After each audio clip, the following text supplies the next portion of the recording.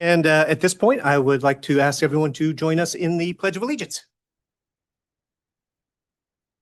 I pledge allegiance to the flag of the United States of America and to the republic for which it stands, one nation, under God, indivisible, with liberty and justice for all.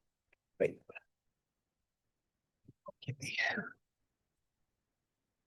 So first up on our agenda is public comment. Public comment is an opportunity for the board to receive public statements on items not listed on the meeting agenda for possible board action. If you have a point of view for the public specific agenda items, I'll ask you to hold your comment until that particular agenda item comes up. Public comment time is not intended to raise an issue unique to a particular student, staff member, or administrator. Rather, it is your time to provide your insights on issues more generally and of a wider concern. As a general rule, the board will not respond to comment, and I ask you to begin your comments by clearly stating your name and your attendance area. Please limit your comments to 2 minutes. We do have a timer, then we keep time. The board neither endorses nor censors any opinions expressed during public comment, and please keep your comments civil and respectful. Let's all try to model for our students that kind of behavior and avoid personal attacks on others. In the place of applause, you can acknowledge support of a speaker by lifting your hands and waving like this. And we will start public comment with those in the room and then go to those with hands raised on Zoom. Is there anyone else in the room that would like to give public comment that has not signed up yet? Okay, not seeing anyone.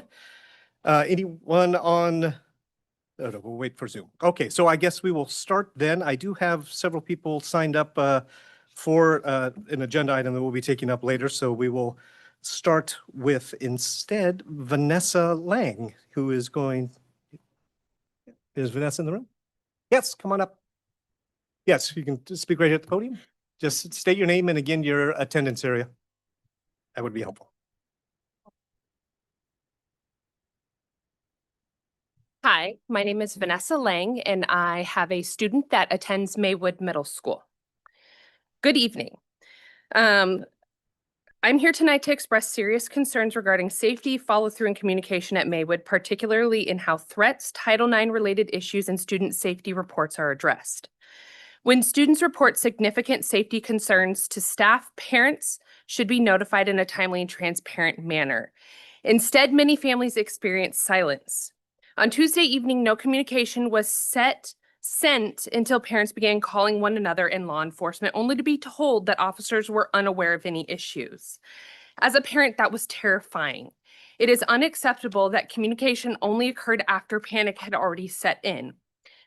Had there been a timely, transparent email acknowledging that a situation was developing, much of that fear could have been avoided. Communication builds trust, silence destroys it. On Wednesday, approximately 160 students remained home because families did not feel confident that school was a safe environment that day. The subsequent message asking families to avoid spreading rumors through social media and text groups was received by many parents as dismissive. Parents were not spreading rumors. We were filling an information void created by the school. These concerns are not isolated. Over several years, parents have observed recurring issues, including fights, bullying, assaults, and substance use on campus. When disciplinary responses appear inconsistent or limited, the message being sent to students is that there are few consequences. As parents, many of us have learned to rely on one another for information and reassurance rather than the administration. That should never be the case. It is also important to note that these concerns are not limited to parents. Staff members have expressed frustration with how safety issues are being handled. Leadership matters. Can I finish? Please wrap up your comments. Leadership matters, particularly in how concerns are communicated and managed. As principal, Erin Armstrong sets a tone and message at Maywood. Some actions and communications have been perceived by families and staff as minimizing or dismissing legitimate concerns raised by students, parents, and employees. This has contributed to significant breakdown in trust. Please wrap up. For these reasons, parents have organized a petition requesting a third-party independent review of safety practices and potential Title IX of compliance involving ISD administration, the principal Aaron Armstrong, and vice principal John Gardner. In less than 24 hours, we have over 300 community signatures, and support continues to grow. Thank you. Thank you. Appreciate it. Okay, next up, we have Mia Nazaro.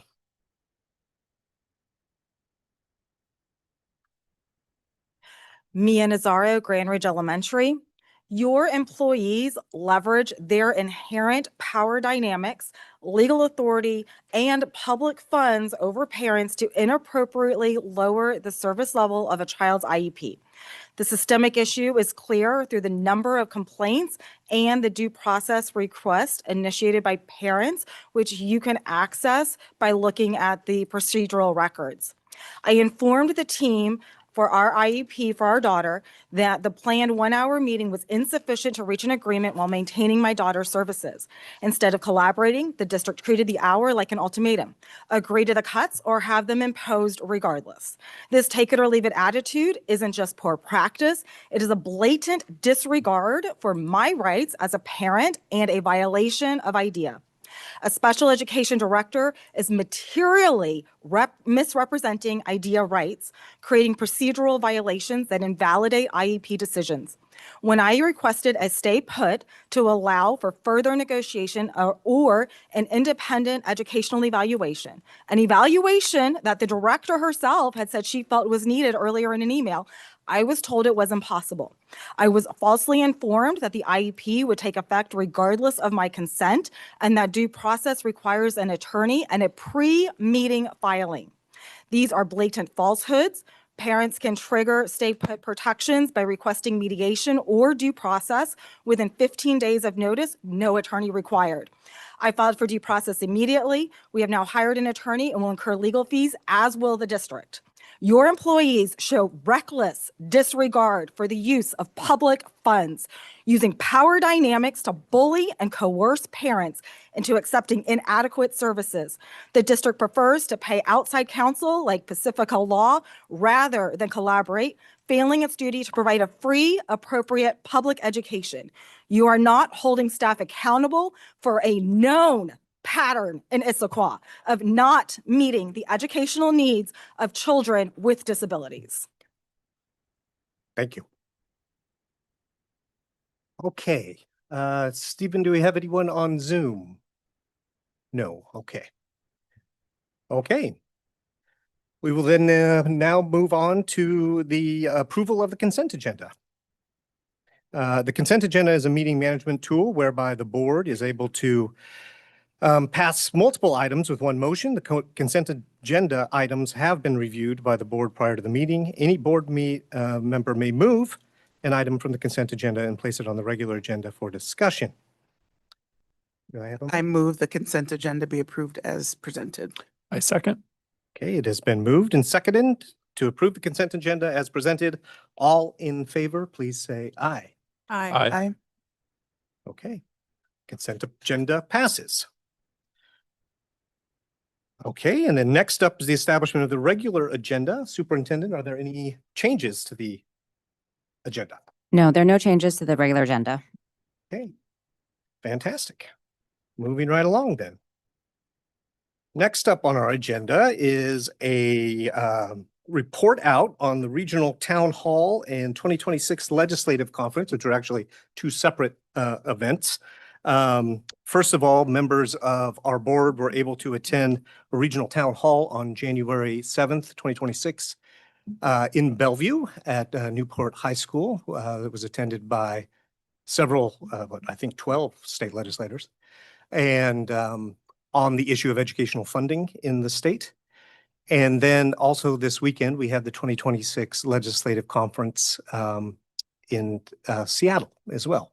So just wondering if anyone wanted to open up with comments that were able to attend. Yes, Director Coyne. All right. Do you want to take the town hall comments first and then, or do you want me to combine them? Do them all. Both. Okay.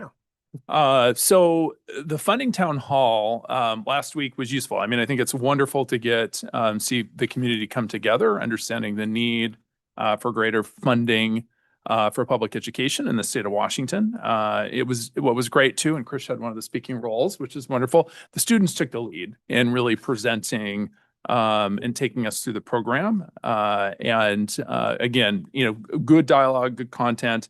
I was interested in Chris Reichdahl, Superintendent of Public Instruction spoke. He always gives a very compelling, always gives compelling remarks. And I think there's a lot of good data in what he speaks about. One thing that really stuck out with me is he spoke and really tasked all of our districts with emphasizing the importance of dual credit opportunities so that our kids can earn college credit in the high school. So that was something that he really emphasized. I think one observation I had with it too, and I'd be curious for the other two board members that attended too, that, I guess for Director Taylor having the perspective from last year, but attendance was down significantly. It was noticeable from what it was last year. Last year it was standing room only. I know the space was a little smaller too, so it felt like that, but that was kind of just an observation I had. And I'm not sure what caused that necessarily. Maybe it was the scheduling or timing, but last year there were a lot of people in that space. Switching to the legislative conference. So I was able to attend, it was a Friday, Saturday conference. I was able to attend the portion on Saturday. Just speaking briefly to the two breakout sessions that I attended, there's a new OSPI reporting portal that the superintendent and I both joined that breakout. It was interesting, always having good data at our fingertips, being able to compare Issaquah against other districts in the state of Washington. So some good takeaways there. There was also a nice breakout that I attended. And again, our student board representatives who were there also were a part of this too on student voice, and great speaker there. He reminded us that students have we have to remember that, I know this sounds basic, but students have professional experience as a student. I think sometimes we forget that. The idea that, our seniors have 13 years of professional experience as students, and it's good to make sure that we're listening to them. So it was a good reminder there. And there was a panel, actually. It was great because the same speaker then led a panel, which, many of our student board representatives sat on. Issaquah was very well represented there, as it always is with our students, and spoke to that too in terms of, just this general theme about making sure that we're listening. And I think there's always opportunity that, we have students in the room, and sometimes we're making, it's adults in making a lot of decisions, but we need to make sure that we're listening to students and that they have a part of that decision making too. So all in all, two great sessions. I think town hall was great last week, and the legislative conference was wonderful as well. Great. Anybody else? No? Yes, Director Anderson. All right. So the town hall seemed well attended to me, but I wasn't there last year. I think the Renton Reporter did a great article on the whole town hall. They said that there was over 350 in attendance, so that was really good. Let's see, our own Krish Prashar was one of the 30 or so student speakers for the 10 school districts that were represented at the town hall. North Shore was there, Mercer Island, Lake Washington, among others. So the main topic of the town hall was a statewide budget crisis. And I think to what Director Coyne said, Chris Reichdahl, Washington State Superintendent, did a great job of doing some myth busting because there's a lot of false narratives out there about funding and mismanagement circulating. So, and, I think the student speakers did a great job at pointing across our state is not adequately funding public schools. There was a Q&A session at the very end with the representatives, legislative representatives that were there. And I think that the moderators did a really good job of holding the legislators' feet to the fire as far as what they're committed to do to help with this budget crisis. So that was really good. So I'm really glad that I attended that. The legislative conference was last Friday and Saturday. I attended both days. And the theme was student voice, which was great. The sessions that I attended were very informational. Being that I'm the legislative representative, it gave me a lot of great tools. And there were 3 hot topics that we talked about at the conference, which I think are really important to touch on, which is pushing for an increase in MSOC, so material supplies and operating costs. we're severely under budgeted there. 10% increase has only been given in recent years to that category for our budget, while insurance has increased over 50% since 2019, utility costs 30%, and other increases with inflation. So OSPI is requesting legislation to increase MSOC by $100 per student or $100,000 per district, whichever is greater. That will not solve our budgeting crisis, but it will help get us current. The other two things that they touched on as the big three was exempt essential school district services from sales tax. So there was a tax that went into effect, or a law that went into effect, ESSB 5814. Schools were not supposed to be included in that, but the revenue service is taxing it anyway. And it's essential things like temp services, live presentations, certain IT training. And so there's a lot of legislation out there that needs to fix the verbiage to make sure that schools are exempt from that tax. So that was a big topic of discussion. And then pausing new requirements and addressing unfunded mandates. So there's been 77 new school year requirements that have been put into legislature since 2018 without funding. So those things have to be implemented, but there's no money to do that implementing. So there's an ask to pause and not initiate new mandates. So let's see. On Saturday, we had a great opening with Lieutenant Governor Denny Heck. So that was really good. And then again, our student representatives did a fantastic job representing Issaquah, talking to all of these different school board directors from across the state. I took 2 pages of notes, and I want you guys to hear that I listened, that I took note of everything that you guys said. And I think it was really important when it comes to student voice, all of the things that you shared. A shout out to Rex. I loved your 5 Cs. That was awesome. And just wonderful job overall. So I was really glad I was able to attend that so soon coming on board, because there's a lot of great tools that Great. they offer. Okay, thank you. Yes, Krish. Starting with the town hall, it was a really nice opportunity. I didn't know it actually existed last year, so the fact that I got to participate this year was really fun and exciting. I got to see a lot of other students' stories and realized that I just wasn't alone. A lot of times we'll hear stories about these big 3 issues, right, with MSOC and sales tax. And we'll think it's just an issue in our district, but the thing is, it impacts every single student across the entire state. And there's actually this elementary school student I talked to. She spoke at the conference about just little things like scissors in classrooms, which, it's a fundamental problem across the system. And kind of like you guys said, I'm a professional of being a student, but I had no clue about how schools were funded. And when the superintendent of OSPI, Chris Reichdahl, kind of broke down the funding formulas, I remember sitting in my seat and being like, wow, something is really wrong with this, because he gave this example where, if the classroom has 20 students or 15, you still need all the same materials. You still need the lights. You still need the teachers. And that was a really big thing. So I like hearing those real stories.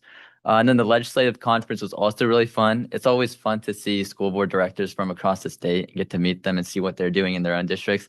But more than that, seeing the students as well. And I got to speak on the panel again this year and talk about just how MSOC, affects us directly, and more so on the funding crisis we have. I think my biggest takeaway, and this is something that was said at the town hall, was that Washington spends around like 2.5% of its revenue on school funding, where the national average is around like 3 or 3.1. So it's not a big difference, but it's $4 billion, and that's enough to fund almost like the entirety of public education throughout the state of Washington and impact every single student tenfold. So really just looking at that, that just opened my eyes. They were 2 really fun experiences, and I'm glad I could go. Great. Thank you. I'll just offer a few comments about the town hall, which I was able to attend. I agree that the attendance did seem to be down, although the Renton Reporter reported there were 400 people there, and I had a hard time believing that. So But anyway, part of the problem was is they did hold it in a very large gym, which I think kind of was a little bit of an awkward space to navigate. And I will say, I do want to thank the legislators that were able to attend. We had 12 state representatives and state senators there to hear the program and to offer their comments. But I did have some mixed feelings in that, there was an hour and a half of very compelling testimony, really, by our mainly students from all of the districts that were represented there. I think there was 11 school districts represented.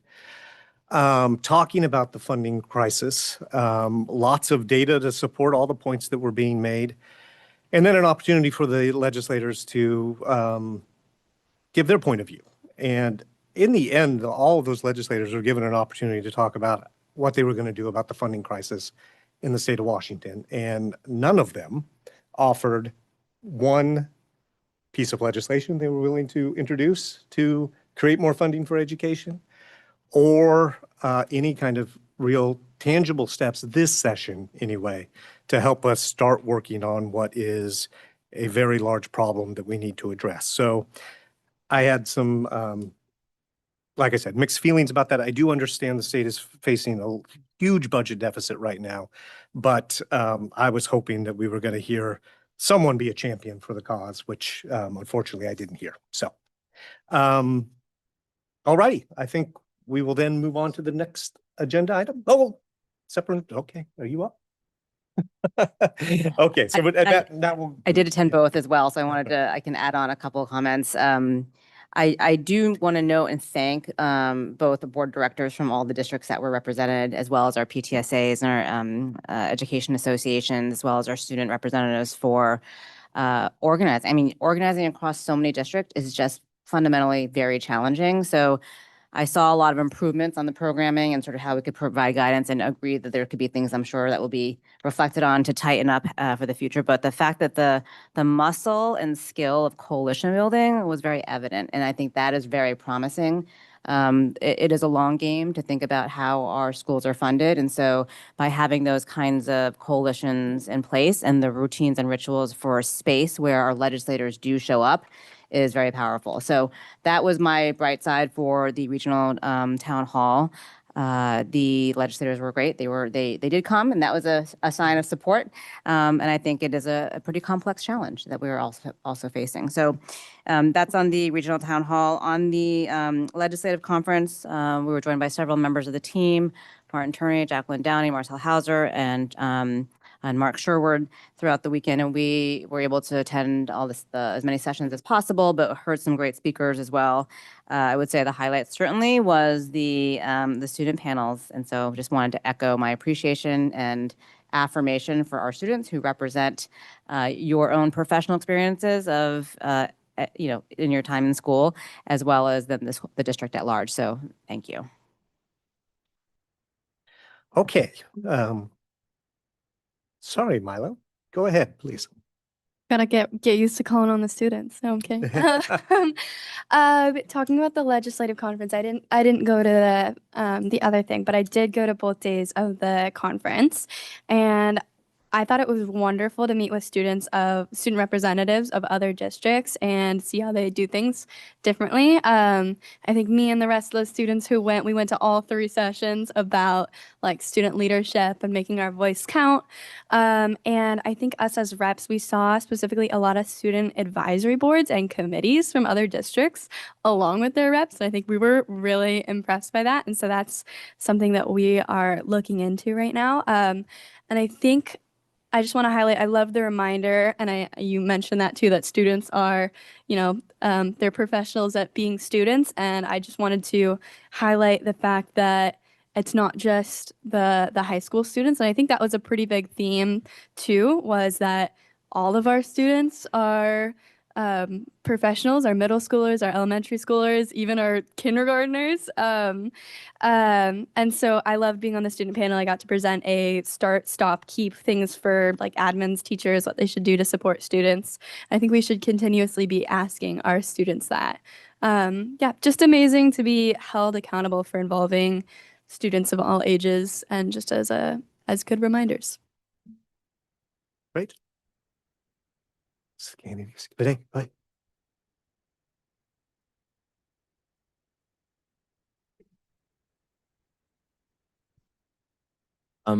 For the legislative conference, I really thought something that I agree with Milo a lot, that we really got to see in those like 3 student advocacy sessions a lot about maybe like student advisory, like expanding reach beyond just student representatives. A lot of districts had councils and stuff that was really intriguing, and yeah, it made me want to think, okay, like what are things we can do different? What are things that we want to keep the same? And also, I really got thinking in one of the sessions, they talked about how not just having student voice is enough, but also like, I guess like expanding on it and like making it really like in depth. And I thought that was like really interesting, because I think like it really encouraged me like do more with my position and like go out and try and talk to more people and try and get their voices heard. And so I think it was a really valuable experience. Okay. Thank you.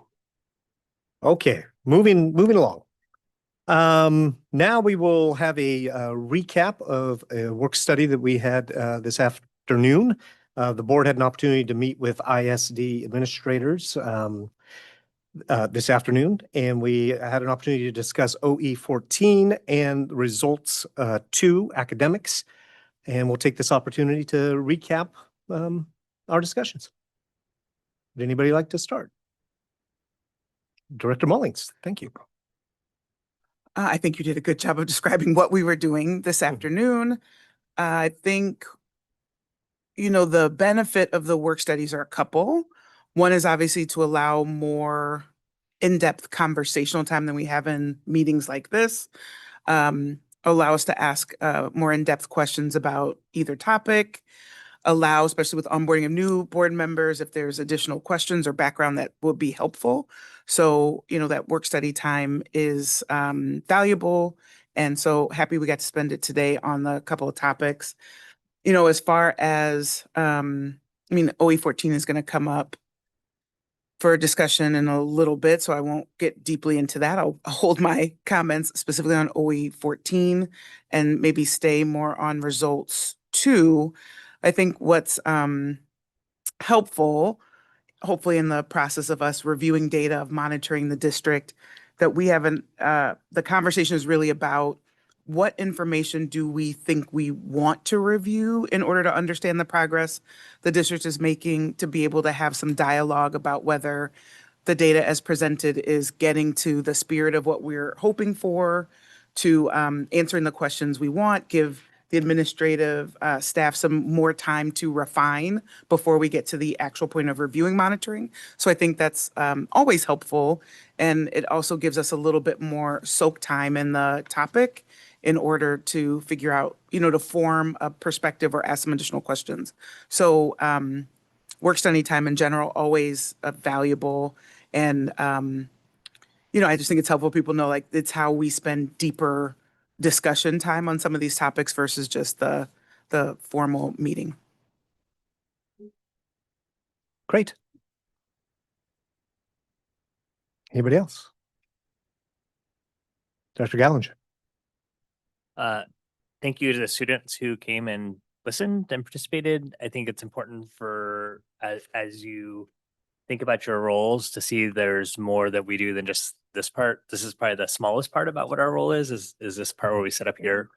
So you got to see I think the dialogue that happens in preparation for the meetings and for our meteor OEs and results, so we can really talk about it and just have really good dialogue about it. And so just also a thank you to Superintendent and her team for all of the preparation that it takes to be able to give us the information ahead of time for us to review and digest and be able to discuss. So thank you. Great. Thank you. Just Director Coyne. I'll just add just one additional thought too, that again, the work study time is always helpful for us as school board directors to go deeper on the data, to be able to ask questions. Many of the questions result in us asking for more data. So we appreciate the district and their patience And appreciate too, I mean, again, the way that the data is presented to us, there's always, we have comparative data on districts that, state of Washington or in some cases, even some national data if it's available, but, and then also neighboring districts. And that, it's hard to necessarily pull some of that data. And so appreciate all of the time and effort that goes into that and the patience of the folks in the district when we ask for more data. So again, helpful session. Great. Thank you. And I think I would just say a couple points. First of all, we really do have very rich data available, which is fantastic. And I hope the community will have an opportunity to look at that data when through our monitoring reports and things of that nature. But the district's doing really, really well in some key areas. The graduation rates in this district are off the charts, which really we should take some time to celebrate. Sometimes I think we have a tendency to focus on individual problems and not look at the overall picture. But graduation rates are fantastic. Rates around high growth for kids as they kind of are going through the system and are catching up in certain areas also really, really strong as well. So it's nice to be able to have the opportunity to dive into that data and look at it. And I did think we also had a very interesting conversation around some of the math data that we saw and how grades are distributed throughout the district in math compared to some other disciplines. And the fact that there's a perception, I think, in not only our community, but everywhere, that there's this perception that math is hard. And sometimes we maybe do our kids a bit of a disservice by setting that thought early in people's minds. And that does have an impact on how kids perform in math. But I think the district has really got some very innovative ways to address that particular issue and to really work with our students so that they can excel in math and tackle the challenges of math in many of the same ways they do other disciplines. But it was a very interesting discussion about that concept anyway. Any other comments? No? Okay.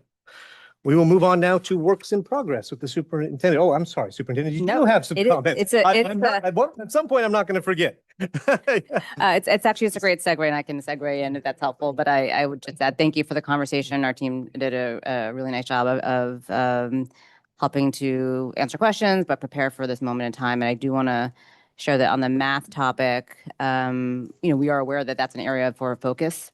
Moving forward, I think we, over the years, have spent so much time talking about literacy. We just did a literacy adoption, and that's sort of been implemented for 2 years. The state is revising and taking a look at the standards, and the superintendent of state public instruction also has said this is an area as a state we need to be looking at. So it turned to a good, productive conversation to set the stage for further conversation as we step out another work study at the end of January on results 2, and then as well as then the actual monitoring report. And it's such a large monitoring report because it's academic foundation. It's everything that we do for instruction. And so it's nice to be able to have different segments of the conversation with the board in the work study. So thank you. And thank you to the team for their incredible work as well. Great. Okay. Great. Yes, moving on now, works in progress with the superintendent. Great, thank you. I'd like to always start off with our calendar, sort of looking ahead at this month and even a little bit into February, just around the key dates where we are celebrating and highlighting various celebrations that exist on a national and local level, as well as we consider the heritage and cultural events that reflect the incredible diversity of our community, and just as an honoring of that and showing this and having it available for everyone as we look at the month ahead. So thank you. We also, as I build off of actually President Taylor's comments, we can move to just the screen now, Stephen. I'd like to start with a celebration and then an update actually about the Google GSV Fellowship that I'm participating in, and then also an announcement as it transitions into the next conversation on CTE. So in terms of the celebration, building off of what President Taylor's comments were about our incredible graduation rates for the high school, but they are deserving of significant recognition and celebration overall. So that the district has achieved one of the highest graduation rates in Washington State for large districts, and certainly compared to our surrounding area districts. And we do have multiple comprehensive high schools, and so that's something to really celebrate and to be really proud of. All high schools improved, and nearly every campus exceeded a 95% four-year graduation rate. Our four-year graduation rate reached 96.3%, nearly 2 percentage points higher than the last year.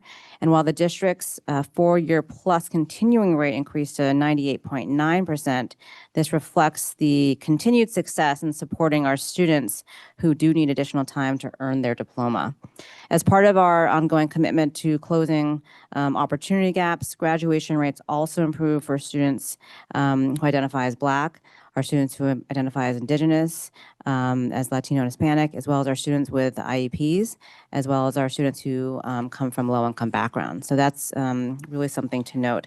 I shared this on Tuesday with all of our administrators about our incredible effort to thank them for the work that everyone does in our school district, and thinking about what that actually means. And as a whole system, we should celebrate that incredible effort, from our bus drivers to our nutrition services teams to our early learning center staff. But really, as we think about early learning continuing on through elementary, middle schools, in the classroom, on the playground, on the bus, in the lunchroom, after school, and in the community, this all culminates at the high school level. So I shared an analogy with all administrators that if we were a relay team, we're the analogy for our efforts to support students through several stages. We know it takes all players who support that relay team. There are different legs that are run by different athletes, and the smooth transitions really matter. Team members compete in other events to support the total team score and push the relay team during practice, while coaches and trainers make sure the team is striving and healthy. So finally, as this analogy continues, the anchor leg can dramatically help clinch that win for any relay team. And our high school leaders really focus on that final push to get those kids across the line. So we have many educators and staff members here, so from all levels. And I just want to say it does take all of us at every single moment in time to be able to help our kids get to that point. So really kudos. Thank you. Earlier this week, I participated in the second in-person cohort gathering as a Google GSV Fellow in Chicago. They selected us to take a transformational opportunity as part of the fellowship and tune that cohort with our cohort and our members of the group. And I did select working on the Portrait of a Graduate because it's an opportunity that was already underway in our district, and it was a good opportunity to also share and get feedback on the work and what might come next, and also to highlight the incredible work that happened in quite quick turnaround time, actually, because there was a lot of overlap with the community and what the board was thinking about what those durable skills could look like for the future for our graduates. So we had a lot of time to make meaningful cohort connections, to share what we were up to in our districts, to find commonalities, to find new ideas, and also to participate in some cross-sector learning, and all in the spirit of accelerating student well-being and preparing students for the future. And so future readiness was certainly the primary theme for students. And this very much connects obviously to our Portrait of a Graduate, which does hone in on the durable skills that are required to be able to be adaptive and and flexible and agile. I was using too many words about adapted, and flexible to the future, and that ambiguity that does exist. And the discussion across the group and from outside presenters really centered on the rapid technological change that could actually widen inequities in the future. And that's something of grave concern, I think, as we think about the future from the level of just what technology can promise, but also how that can make things harder. And we need to be able to prepare for that.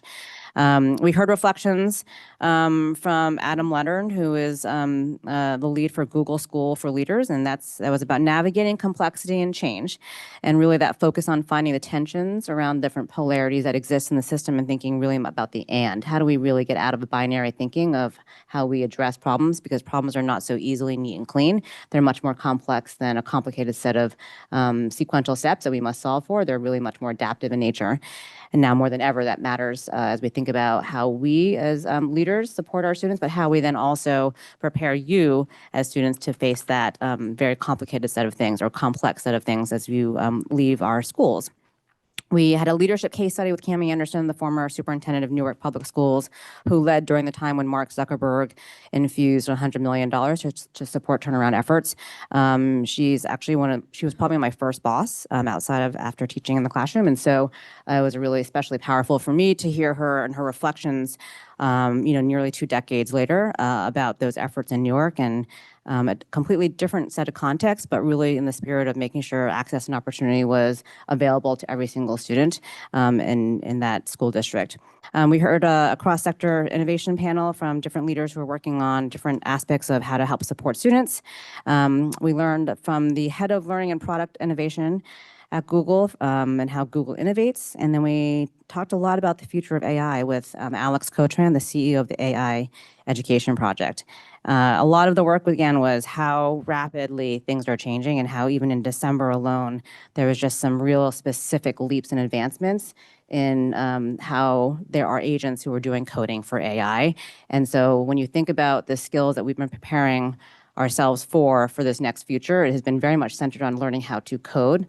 But you can add that the value now is actually in the skill to create and direct an agent to code for you and refining your prompt and really thinking about the user. So I developed a math game for students who are ages 6 through 8.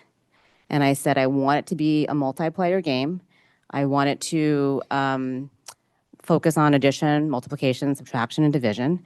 And I would like it to be having some choice in themes: Minecraft, K-pop Demon Hunters, Grizzly and the Lemmings. And it gave me a game and an app. And so I can refine that, but that took me 3 minutes to just create something that could be of use for young people. And now I was thinking of a specific person in mind in my household. And so then I have a user right there that I can test that with, but that was 3 minutes. And as I think about what powerful technology, the power of that technology can do for us, it actually saves us time to do the things that we are most best positioned to do, which is thinking and creating, and then thinking about how that can actually address an opportunity or challenge that exists in current day. So I was both inspired by that, but also a little scared because it's just a different world. I've never created an app before because I don't know how to code, but I didn't need to know how to code to create an app that could be of value. So that was just something that was pretty powerful for me to learn about. And a key takeaway was how these skills are really important to be human and to be able to create and to be able to critically think about how what we create is of value. And I do want to appreciate that our administrators who have shared this work with have asked different questions around what's happening with how we think about the school experience here. And one of the most important questions I pulled from some feedback from our administrators is, how do we help students to re-engage in learning, feel connected, be innovative thinkers, and be prepared for a changing world? Something has to change. So my final comment on works in progress is about the new high school. And I think this is really nice building upon what I've just shared. I do want to share that this next high school will initially launch as a choice school. I think it's pretty loud and clear that that's an important component. And as I've been reflecting on all the different input and discussion with our board and the community over the past really 4 years, that is a very clear pathway for us, and that's an important anchor to set in place as we continue to move forward in the engagement process and the refinement process of what the programs will be at the next high school. And we also know that there are some pretty important themes that we've heard consistently through so many different mechanisms, starting with the strategic planning process, but also through recently designed sprints with students. And these are the pathways that we've talked about as here with the board, with our community. And I do want to share what some of those important pathways are because they serve as a foundation to continue to, again, narrow in on how to engage and think about what design, structure, and systems could look like, and culture. So these themes and pathways that are ideal moving forward for us to really consider and start to test out are entrepreneurship, environmental sustainability, health sciences, networking and cybersecurity, and robotics and engineering. So we do have a series of discussions coming up this spring with the board, including times at our board meetings as well as at the retreat. And there are, hopefully this is some high-level details that we haven't had this topic back in a while, so I wanted to make sure I brought this forward. But these are the things that we have been discussing, and just wanted to sort of summarize where we are at this moment in time there. It does take some time to prepare to launch another learning site in general. So that timeline is really going to be kicking back up into year. We have been doing that sort of behind the scenes and engaging, collecting, and organizing ourselves behind the scenes, but it does take some time. Those decisions don't happen overnight, and they do take further engagement. So these are good anchors to help us further engage and continue to go back to the community and engage with our planning teams. So more to come on that, and we will be starting to stand up some communications around that and a website to provide the kind of real updates, as now that we're getting closer and closer to that moment in time when we can open another campus. So other than that, I'd like to just pause there and see if there's any questions and or we move on to the agenda. I would just like to make one comment. I just think it's super exciting that we're starting to see the plans start to coalesce around the new Choice High School that we've always envisioned. So that's really, really exciting. And I just, I think to emphasize the point that it'll be a long process to see what that programming is ultimately going to look like. And that, we'll certainly make sure that we are interacting with the community, and the community has opportunities, lots of opportunities to have input into what that school is going to look like. And to me, again, just super, super exciting. So just wanted to emphasize that point. Director Coyne?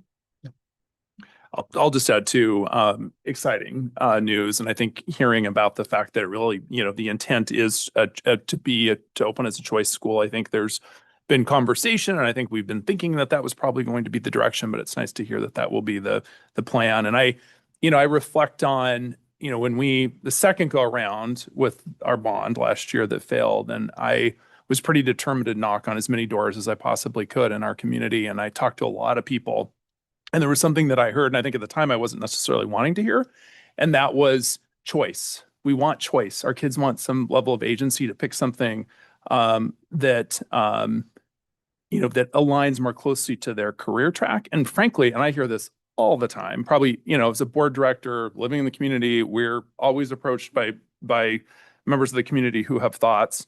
And what's most common is inequity between the three high schools in terms of the different class structures or electives that are offered, and this idea, again, of having a school that maybe could champion some of the best programs in the district. And again, offer access, which was something that I continued to hear, while still continuing to keep kind of those three ecosystems relatively intact, which was also something I heard. That was always a concern. I will say for my board director area in particular, which would probably be the most impacted by a mapping strategy, that was always kind of the concern too about, being mapped to a school, particularly when there was conversation moving forward with a smaller school footprint, and really being mapped to kind of half a school. So this idea of knowing that, hey, current ecosystems will stay in place, but there'll be this wonderful choice school, I think it's really going to resonate with our community. So again, excited about next steps and excited to hear more. I'm actually at one other point I just want to make, which not related to that. I just wanted to note that the district, I think it was just last week, was awarded a Microsoft Elevate grant, which is a fantastic development. Microsoft, in the fall of this year, came out with a public announcement that it was infusing money across the state in all levels of education. And one of the programs that they were fostering was this opportunity for districts to apply for grants for innovative uses of AI and how they could use AI to build efficiency and so forth in their programs. And Issaquah was able to submit an application regarding special services and AI and was awarded a grant. So just big kudos to everyone involved in that. Okay. Next up, we are going to have a presentation on the current and future plans for career technical education.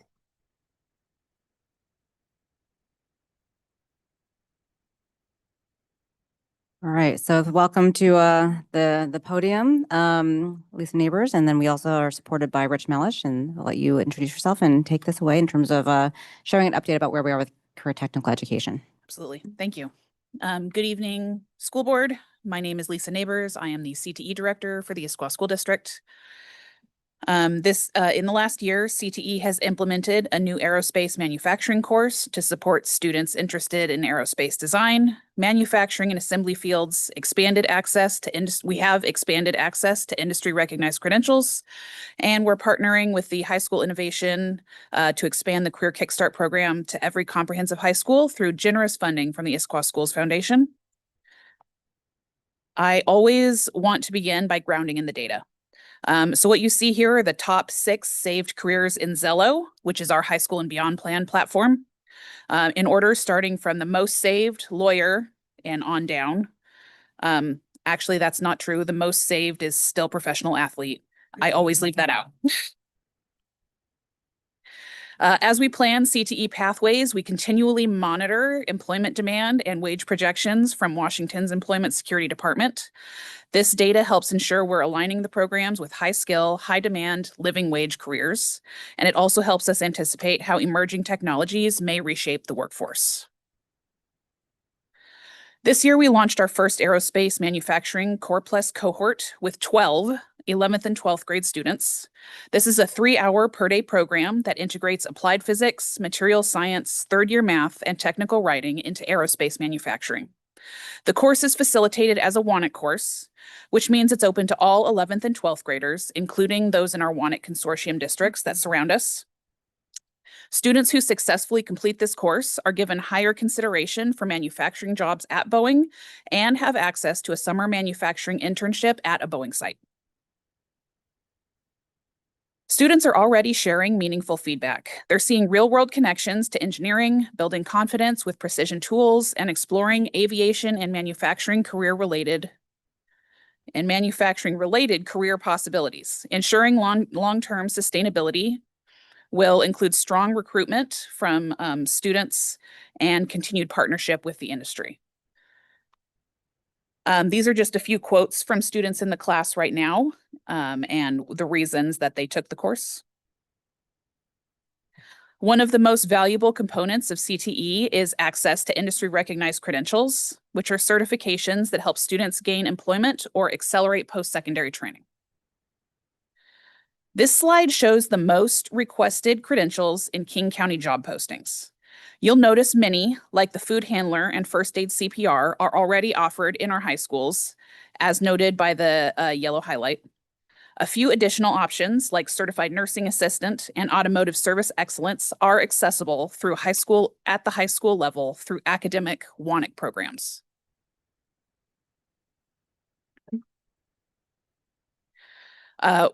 The Issaquah School District currently offers a range of credentials across multiple career clusters, from healthcare to digital technology to advanced manufacturing.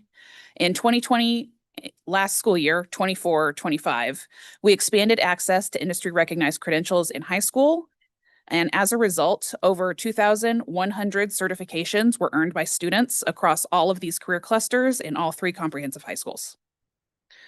Our areas of expansion have included all of the digital technology certifications and the Parapro certification. That one was brand new last year. The Parapro represents our first implementation of an Earning Ready certification, meaning students who earn that certification are able to get employment as a paraprofessional as soon as they turn 18 and graduate high school. The next slides will illustrate how CTE pathways progress from middle into each high school. This helps families understand available options as students begin their high school and beyond plans in the 7th grade. These courses are organized under a new career cluster structure. So this changed in early 2025 and reclassifies the prior 16 career clusters that I used to talk about these under into 14 new career clusters. So I just wanted to give you a heads up that there's been some slight change in the terminology here. There are many courses offered to middle and high school students in the Skyline High feeder pattern. The courses with the most scheduled sections include those under digital technology, financial services, and marketing and sales. In the Issaquah High feeder pattern, the most scheduled courses also include those under digital technology and marketing and sales, followed closely by healthcare and human services and hospitality, events, and tourism. And in the Liberty feeder pattern, The most scheduled courses fall under arts, entertainment, and design, construction, and hospitality, events, and tourism. What questions do you have? Any questions from the board? Director Mullings. Best presentation. Thank you. One very tactical question. PCMS isn't listed. That is because I do not have any CTE programs at PCMS. Why? We had some previously, and there was a teacher departure and no one qualified to fill those courses. And then the one following that, the teacher was unable to obtain a CTE certification. So we were unable to continue offering those courses. Okay, so obviously that's going to be a priority for me, at least emotionally. So, so one of my deepest held things is that how we use the time in which we have the students we have is critical. And in a more traditional core 24 way, we sort of tick away at individual classes. And at the end, students are ready to then make a choice. And so what this work represents is how do we start to use the time in a way that supports the completion of that core 24, but also better preparation for what happens next. And so I just, in looking at like this aerospace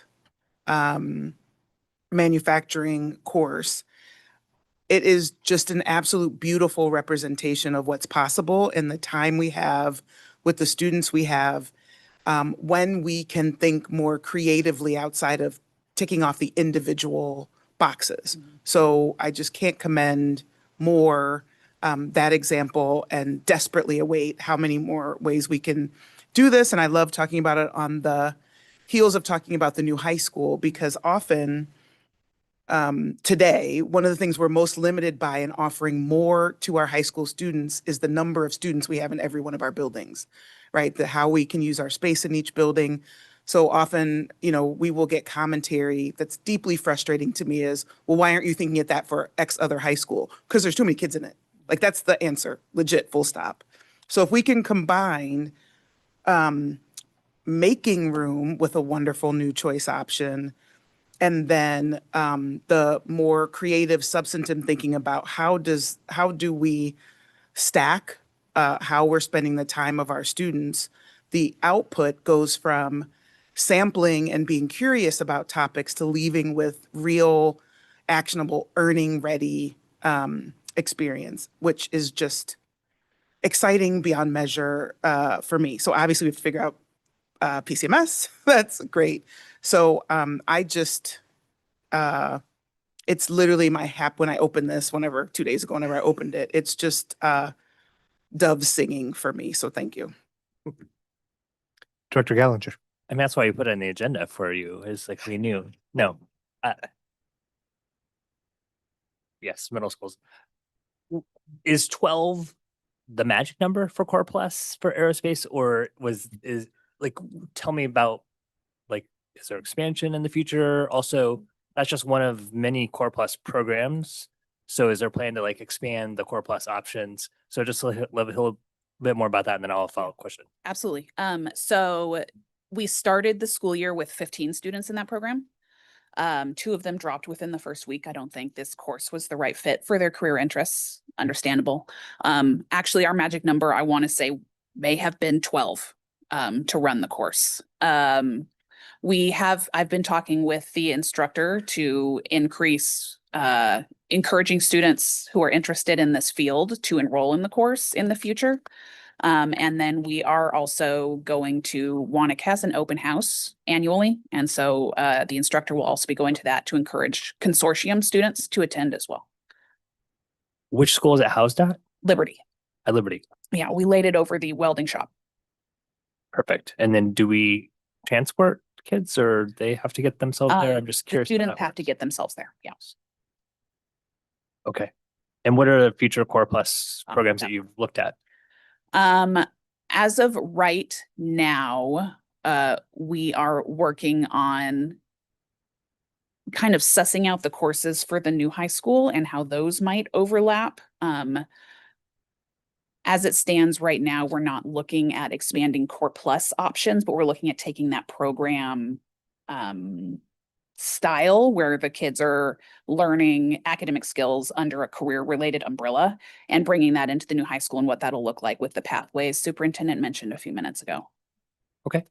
And then my follow-up question is, I love the slide that talked about, your first like earnings ready one with the Parapro. Yeah.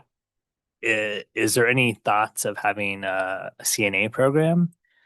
And what would So the barriers be for that? that is one of the programs we're looking at hopefully adding under the health sciences umbrella at the new high school. In addition to potentially some lead to other certifications in like medical assistant or pharmacy technician or.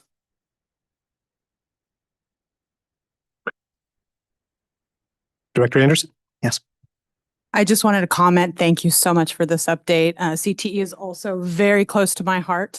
I graduated North Shore and didn't have options like this, so I just went straight into the workforce, and seeing aerospace, where I've been for the last 23 years, is just fantastic. So Director Gallinger took my question as far as expansion in aerospace. Again, sounds like we're at the right number right now, but I'm hoping there'll be more interest and then that can grow in the future because having Boeing right here and being able to feed them, our students, I think is just a fantastic opportunity. So thank you. I'm sorry, did I do it? No, you're fine. Okay. I was going to say, to add to that, actually, that triggered a new thought. We are looking at adding the year 2 Core Plus aerospace, but we want to get the numbers up a little higher to make that more sustainable. Director Coyne? Yeah, thank you. Again, great presentation. And I always love hearing this, but I will say generally when I hear about CTE, you naturally go to your feeder pattern and you think about, okay, here's what I have versus what the other feeder pattern has. What is interesting about the dialogue tonight and the conversation around this Choice High School is access for all students and across our district to be able to get these wonderful programs. And I think that's what's sitting with me. So this, where I get excited and then there's that level of disappointment. That disappointment piece feels like it's lessening with this idea of, hey, this could potentially be open to all of our students. So thank you for the presentation. And again, exciting in terms of next steps with the high school. Director Mullings? So I'm curious about what has to change, what may have to change from an advising perspective, like in order to look at how a schedule may work in the first year or two of high school, in order to take advantage of this year, some of the programs, I'm just going to use the aerospace as the example. As you said, you might do that same footprint. And so has that thinking started about at what age or what grade that sort of advising, because it is a different, obviously we're introducing something new in general, but it is also a different way of thinking about, again, how to use the time of high school.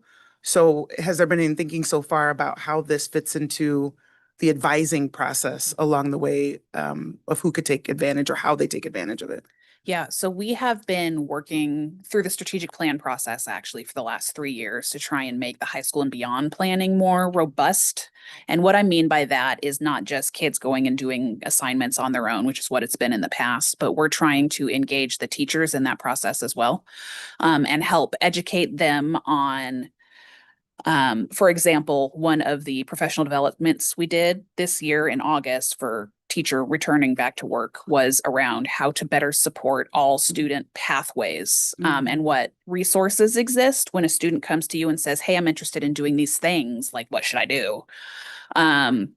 Where they can go to look for that. And in addition to utilize current homeroom and flex time to better have a connection with an individual teacher, which hopefully the hope is that it'll follow all 4 years so that the students are comfortable with that person and are able to get that advice. We're still thinking about what that might look like in the middle school, like to your middle school point. The students do start the high school and beyond plan via a career interest survey in the 7th grade. And then they start creating the first year of their 4-year plan in the 8th grade, thinking about where they want to go and what they might do to get there. but we are not sure what that looks like because the counseling structure in the middle schools is a little different. And then the teachers feel less confident in their knowledge of high school courses and what pathways look like. So we're just thinking about how to better educate staff to better support kids.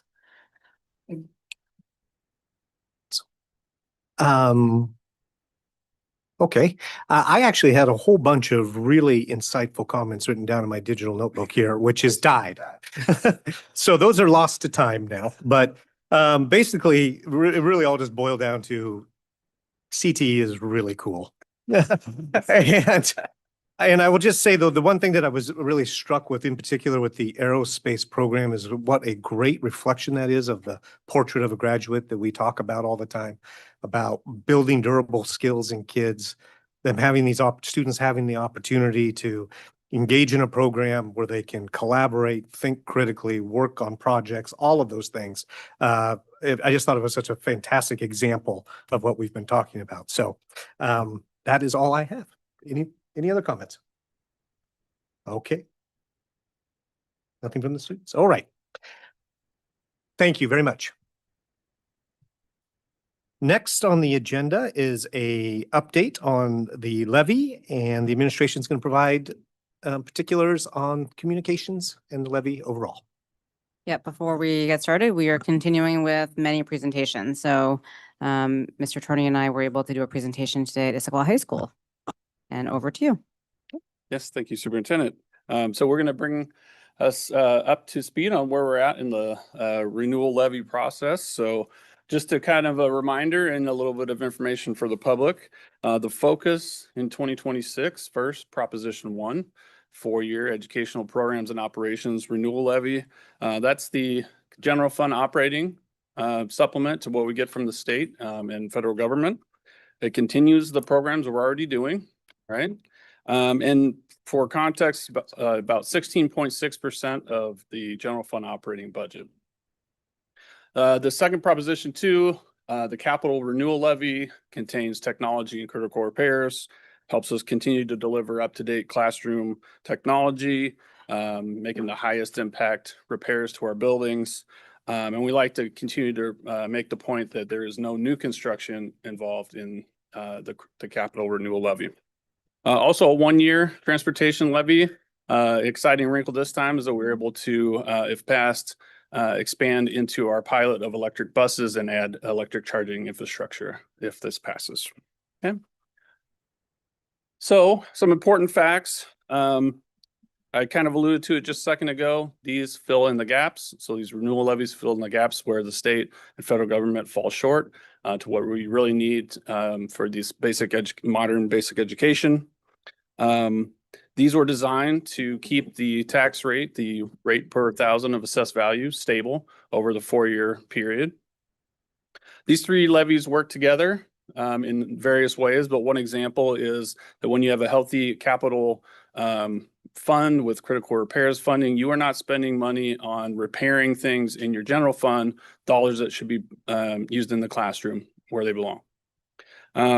Again, no new construction. And a reminder that this was a community-driven process coming up with the recommendations that eventually went to the board of directors to be put on the resolution and the ballot.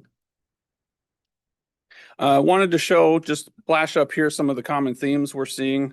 I will highlight, one of the things that we've gotten in the presentations I know that I've been in is, what happens? What happens, say, if the EP&O levy does not pass? And so obviously we remind folks that when you're talking about a sizable portion of your budget, 16.6%, upwards of $75 million plus, that's a significant decision point and something that the system would really have to take a lot of hard process and analysis to figure out how we would address that, right?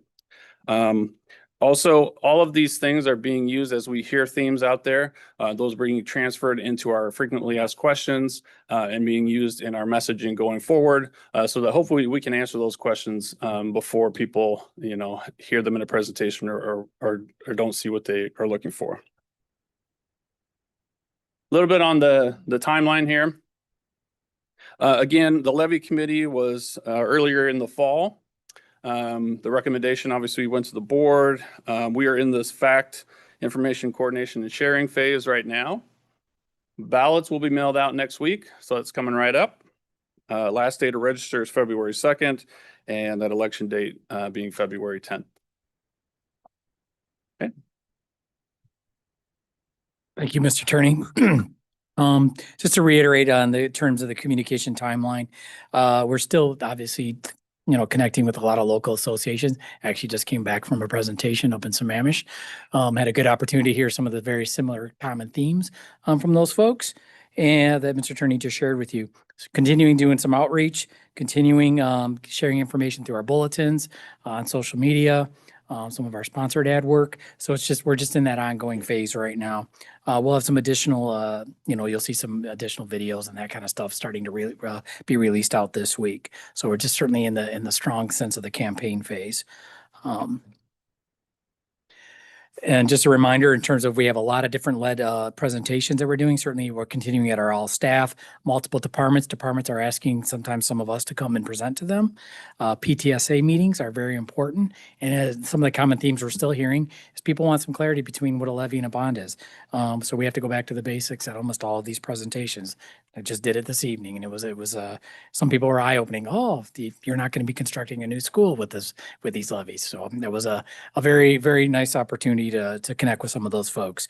And as you can see, in addition, we have some community meetings, the Kiwanis and senior centers and the Rotaries, as I was just at. So we're continuing over 60 presentations plus.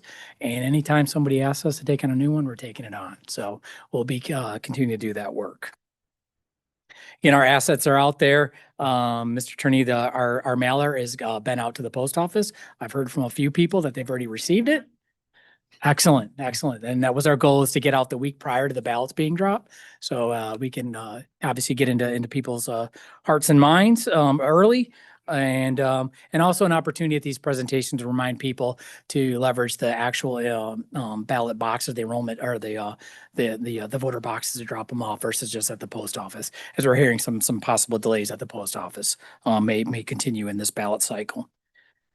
And we're starting to see signs up, obviously. You've probably seen on your ride, and you'll still see more going up over the next week or two. And then I think we'll have every sign out in the community.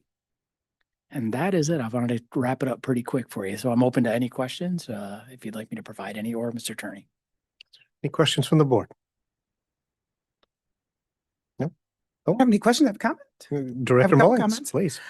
Mailer was beautiful. And I suppose after spending some time with you on what it looked, I was like, oh, I thought the final edits were great. So thank you. Super clear, I hope, for other people. I guess my comment, I actually went out and looked at the ballot. So it was fascinating.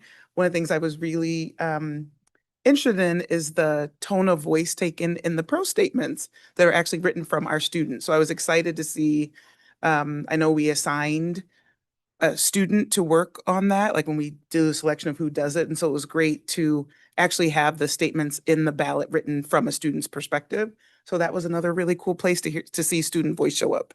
That was my only comment. That's it. Director Anderson. So I just want to make a comment that I am hearing on social media that community members and families are sometimes unhappy with things that are going on in the district. And I see comment responses, well, vote no on the levy, that'll show them. And I just want to say that displeasure is not a reason to not vote for a levy. We're 40th in the country for the state funding our public education. And so we heavily rely on these levies to, fund our educators and our students. So I just want to put that out there because I see those comments and I don't respond because I'm a board member and I don't want to, be out there, but I want to say it here on this platform because these levies are very important. So. Anybody else? Oh, Director Coyne. I just wanted to highlight on slide 7, and Mark, thank you to you and the team from a communication standpoint with this. I appreciate your focus on, the over 60 presentations delivered by the district and school leaders by election day. and really the diversity of that too, in terms of the different groups you're getting in front of. In particular, as we know this from the past, the majority of people who vote are those that do not currently have kids in the district. And so I appreciate your creative ways of thinking about how we do outreach to those members of our community, because they don't always know, right, currently what's happening in our schools. And so you're really helping to highlight that. So thank you for that work. And this slide, I think, does a nice job of highlighting. It's a lot of presentations, a lot of work that goes into that. So thank you. There was, at tonight's presentation, there wasn't a single person in the crowd that had a kid in our district. Perfect. So Yeah, that's great. had some great comments. Thank you. Interesting. Couple comments from myself. I would, first of all, I will take every opportunity to reiterate the fact to the community, there is no money in the levies going towards the construction of the new high school. Just want that to be very clear. And then lastly, just a plea for folks to please vote. This is a February election. It's out of cycle. There's no major statewide or local elections other than some of these levy measures and such. So please take the time to vote in February. Turnout is traditionally low, and we just want everybody to make sure that they have the opportunity to vote. So hearing that, I think we are done with that topic. Okay. Now, next up on the agenda is our monitoring report for operational expectation 14. I realize that we have some public comment in the room on this, but I believe we start with a motion. Is that correct? Thank I you. move the board accept the monitoring report for operational expectation 14 instructional program OE 14 as presented. I second. Okay. Oh, presentation first. Oh, okay, sorry. Newbie here, learning the ropes. I think we will go ahead and start with the presentation, then we will take public comment, and then we can have discussion. Thank you.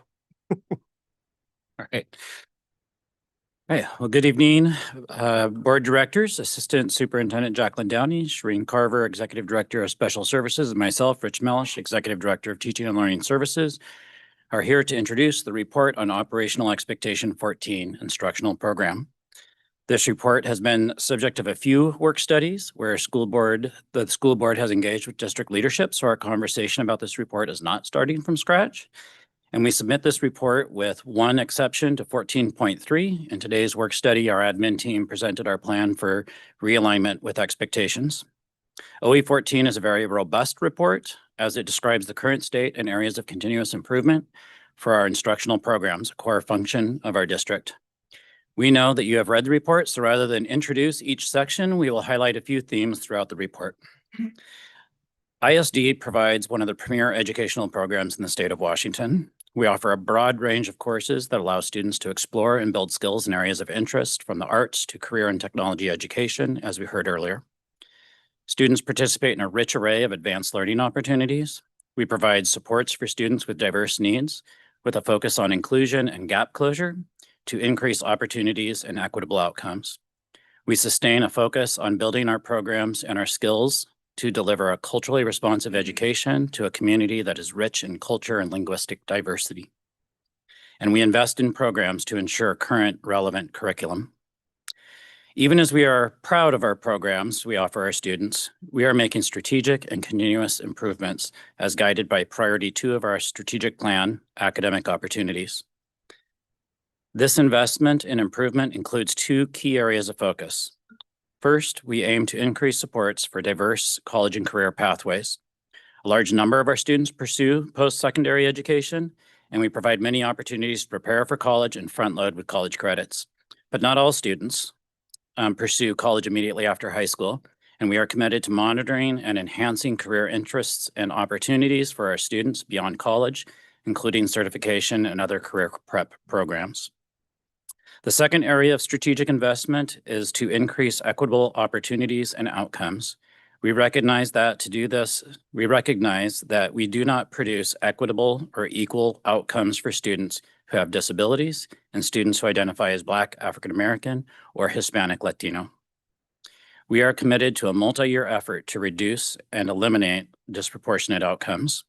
3 areas of focus to this end are highlighted in the reporting of OE14 and include the development of multi-tiered systems of support. That is how we organize and distribute resources to ensure our whole organization is focused on closing gaps. Installing universal design for learning, which includes instructional practices that are culturally responsive and plan for the variable learning needs of our students. And centering on inclusionary practices to ensure that all students learn with their peers in a culture and environment characterized by a strong sense of belonging and positive relationships. We know that even as a highly performing school district in a community that deeply supports the education of their children, we are always working to improve our instructional programs to best meet the needs and dreams of our students. Drs. Carver and Downey and I are here to support your discussion of this report. Thank you.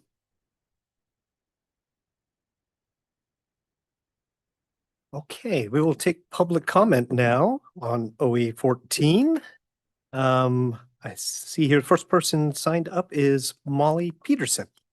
And just a reminder, please introduce yourself and also be mindful of our 2-minute timer, please. Thank you. Good evening. I'm Molly Peterson, Skyline High School Humanities Department Co-Chair. I encourage you to reject the monitoring report on OE 14 provided by Superintendent Tauyik, specifically because the interpretation requires a quote, consistent sequence of progression of courses in math and English. What the board did not hear from the superintendent at today's work study was the shocking directive given to the Skyline Humanities and Counseling departments yesterday morning, detailing what AP courses specifically are required to be offered next school year, including AP US History, AP Lang, and AP Lit. Each of these courses is in direct competition with our current successful IB course offerings in 11th and 12th grade humanities. The untenable directive to add courses that will erode the IB program was made with no input from teachers. You cannot support this interpretation of OE 14 and say that you support IB. You cannot have it all. You must choose. I heard the superintendent say she was open to changes to this interpretation during the work study. Please, let's make changes with teacher input. Thank you. Thank you. Next up, we have Gwen Lloyd.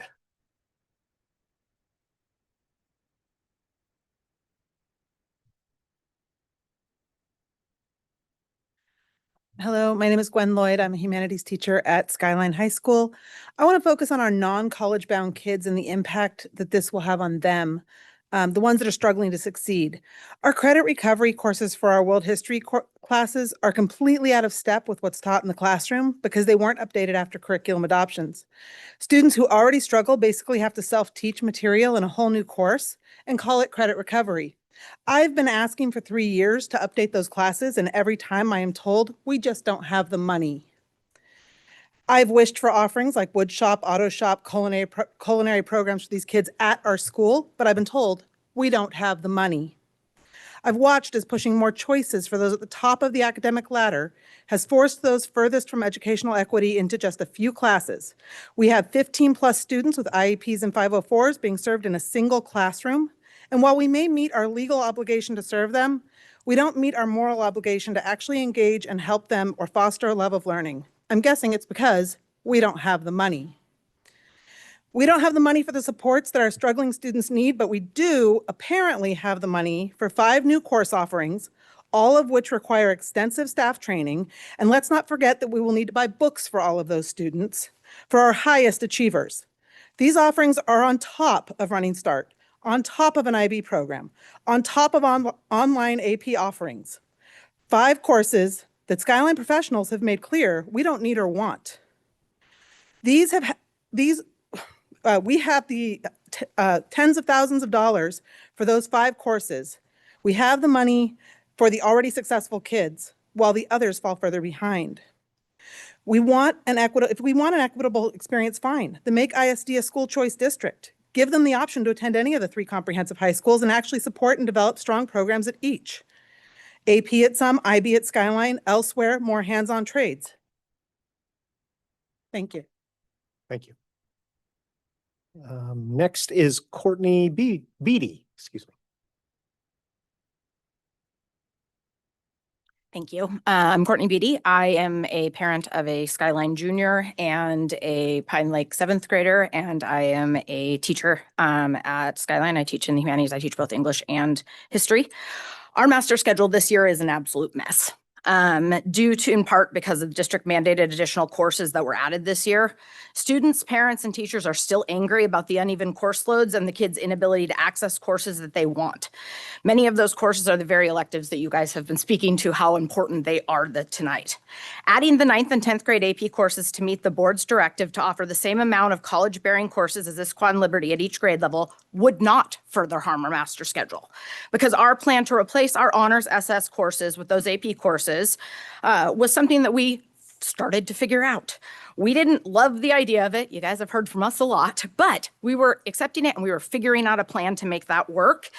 And that was until yesterday.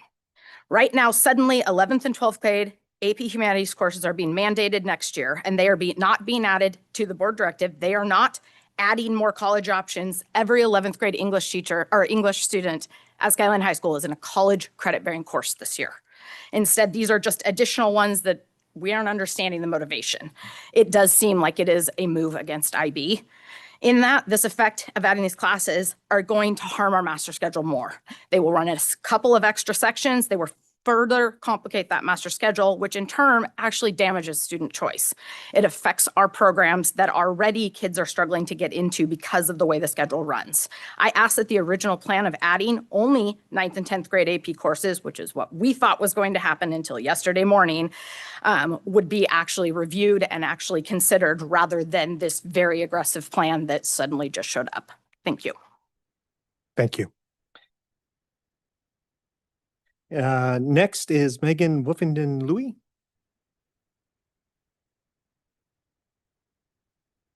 Good evening. I'm Megan Woofenden-Louis. I'm also a humanities teacher at Skyline. I would like to address this mostly to Superintendent Tao-Yik, but the school board is also here, so I'm happy to say it to you too. Yesterday morning at a last-minute meeting, our department and the counselors were informed of the addition of 5 additional AP offerings to our catalog. Many of us were shocked and aghast by this edict. We were told that 50 families emailed the school board asking for AP at Skyline.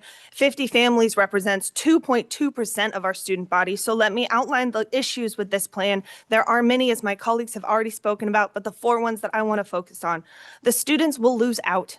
We have seen student anxiety, depression, and suicidality skyrocket at Skyline. This edict would add an additional burden to our students as they try to ride 2 horses with one body, doing IB and AP at the same time, which would be incredibly detrimental to their ability to succeed in either program. Additionally, some students, as a result of this change, will be able to graduate high school without learning about the Holocaust, a violation of new Washington State social studies standards, as well as a morally repugnant stance.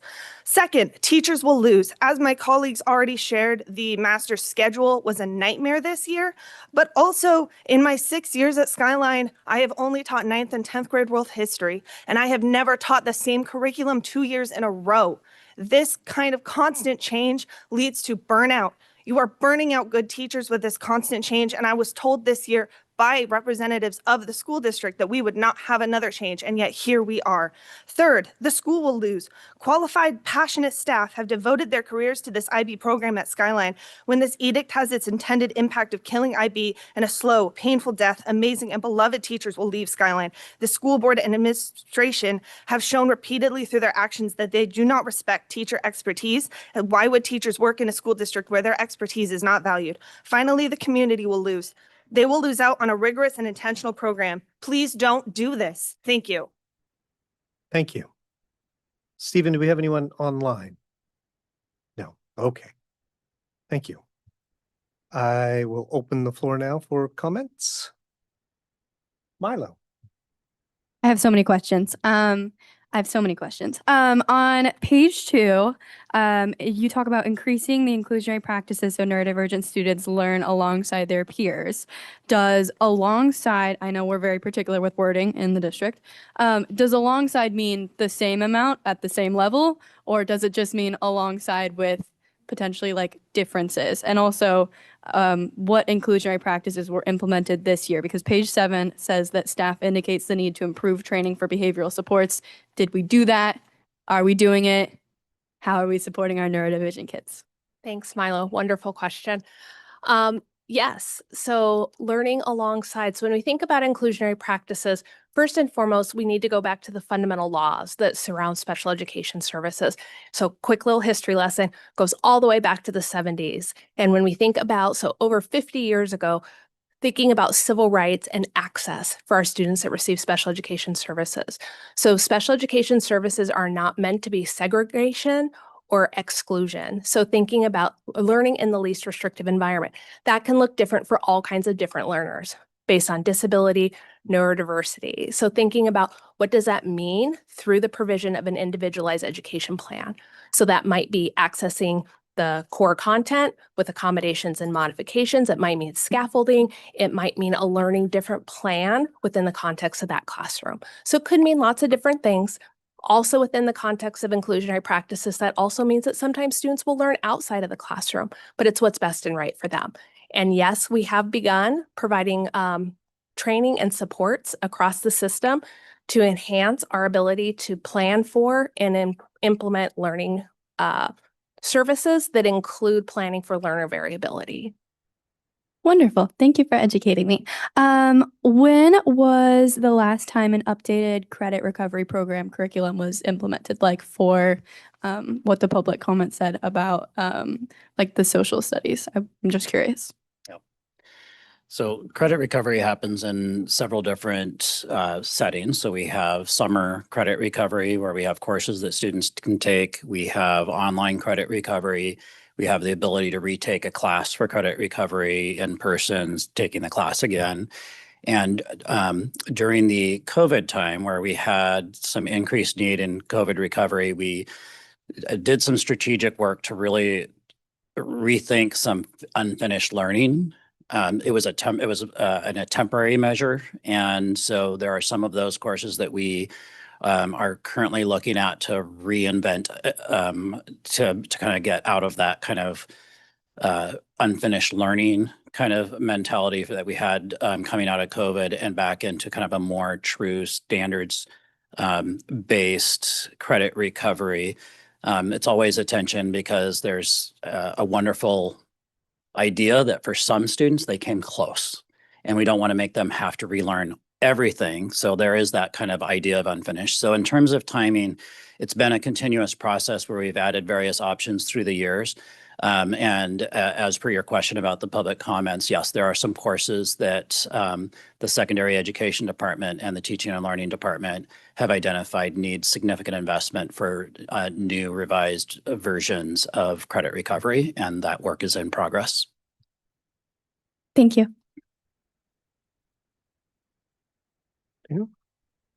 Oh, go ahead, Vijay.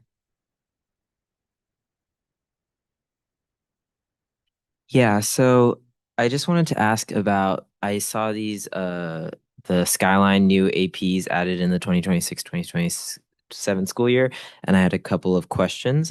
So I wanted to know, with these now two concurrent pathways that seem to be being set up, how will switches between the courses work? Will there be any regulations offered, imposed onto students on which courses that they are allowed to take? And if they are allowed to switch between the AP and IB pathways, when would that be?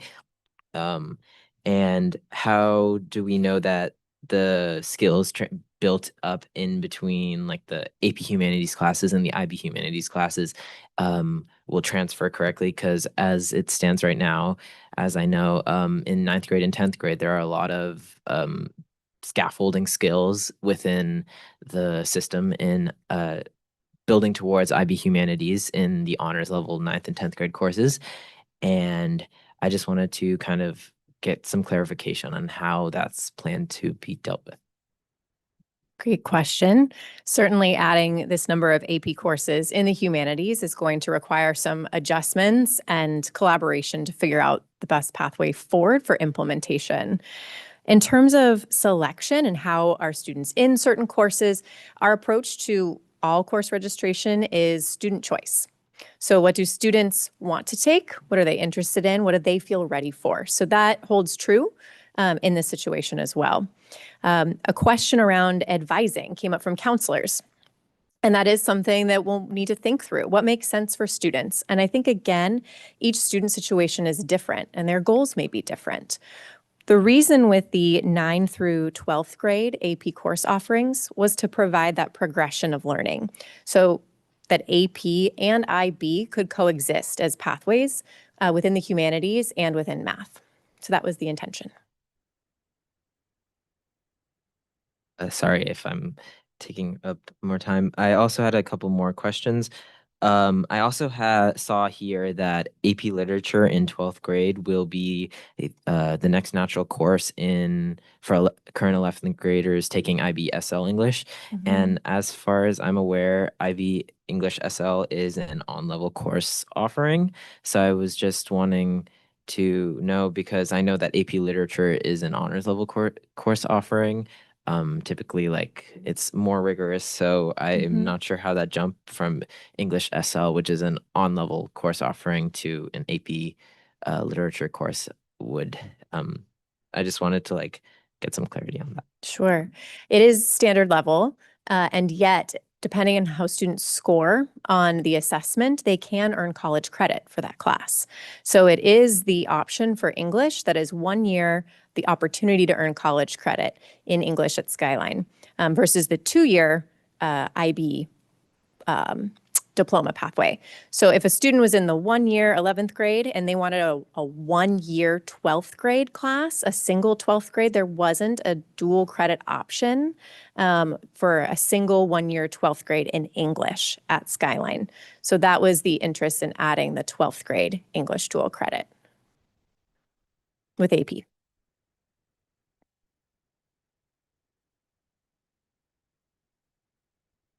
Nilla. I don't know if I was misinterpreting the question, but I think it was directed towards the jump in curriculum, more than its purpose for college credits. I think it was that comment in the report that you're referring to is a little bit vague, and I can see how it would be interpreted different ways. The intent is for those seeking college credit, their 12th grade year in ELA, this would be the natural course for them to seek college credit their 12th grade year. There are a rich array of other 12th grade non-college credit bearing ELA courses for students who are not seeking that college credit their 12th grade year. And those would also be natural next courses for those who are not seeking college credit. Can I ask a clarifying? Is your concern, how does a student go from taking on-level class to an AP class the next time, and does that work? Is that what you're asking? Yeah, I was just asking because there was an arrow pointing directly, because kind of seemed like it was a funnel kind of situation. Students do that every day.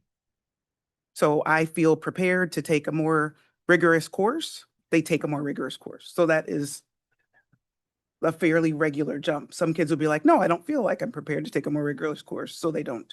So I think it's two separate problems you're talking about. One is preparedness by the individual student to make a jump to more rigorous coursework.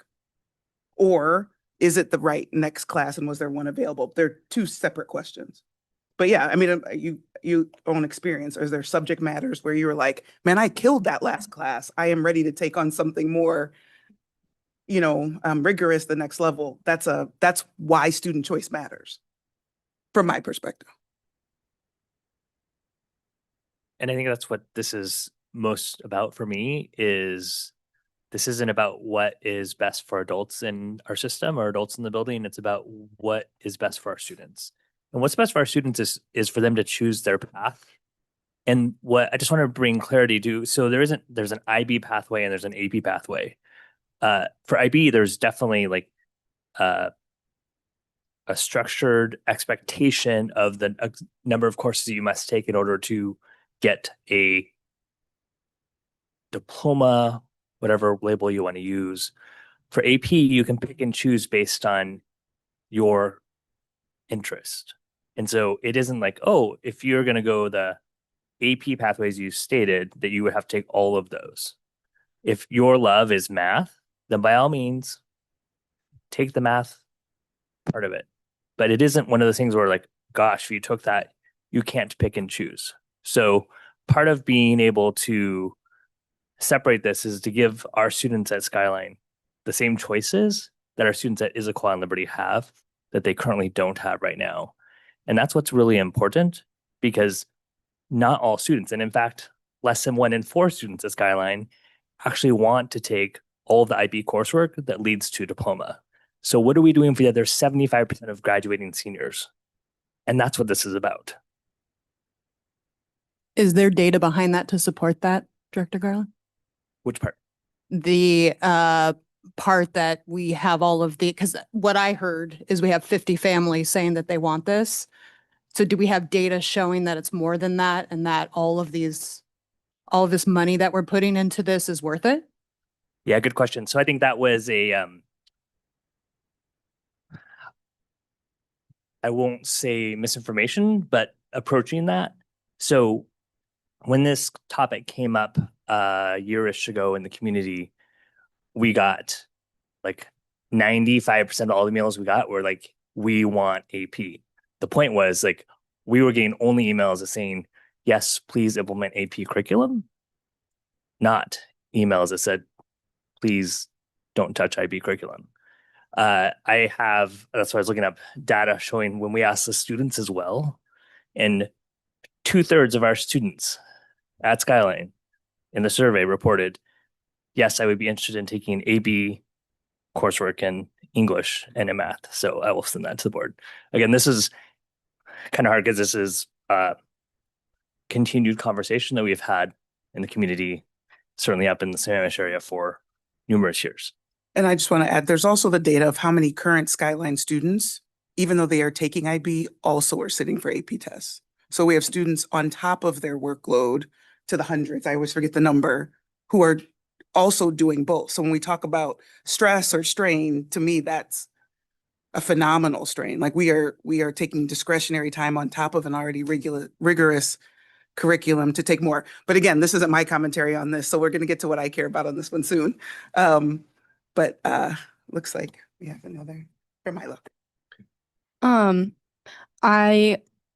I wanted to go back to what Nil and Viday were saying about the jump. I think what they were talking about potentially was if we are adding more 10th grade AP options and a student jumps from an AP class to starting IB diploma, I'm trying to think that what they were potentially getting at is that the first 2 years, she used the word scaffolding. We're scaffolding for the IB diploma program, helping the students build up to that.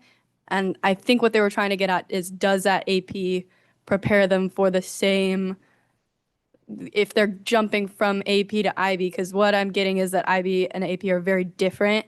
They both provide college credit, but from what I've heard from Nilla and Viday, who are both doing IB, is that there is a different expectation there. So I would like to ask them about that again. Go ahead, Viday. So I think Milo hit the nail on the head. I was really trying to get on the point that I truly believe that, I mean, I know we do a lot of student choice, and that's the principle that we use for like school choosing course schedules.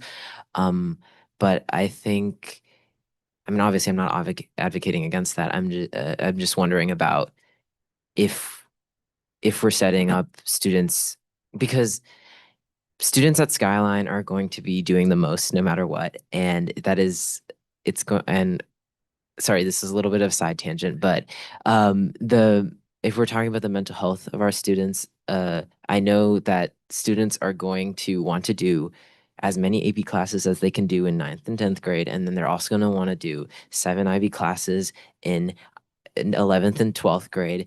And then the idea that we were trying to spread out the load or sort of distribute the college credit across 4 years, or that we were going to kind of help students' mental health by choosing this AP pathway is going to be ineffective, because students are going to choose to do AP and IB, and then suddenly it's just adding more stress onto these kids' lives, and then they're already stressed out as is right now.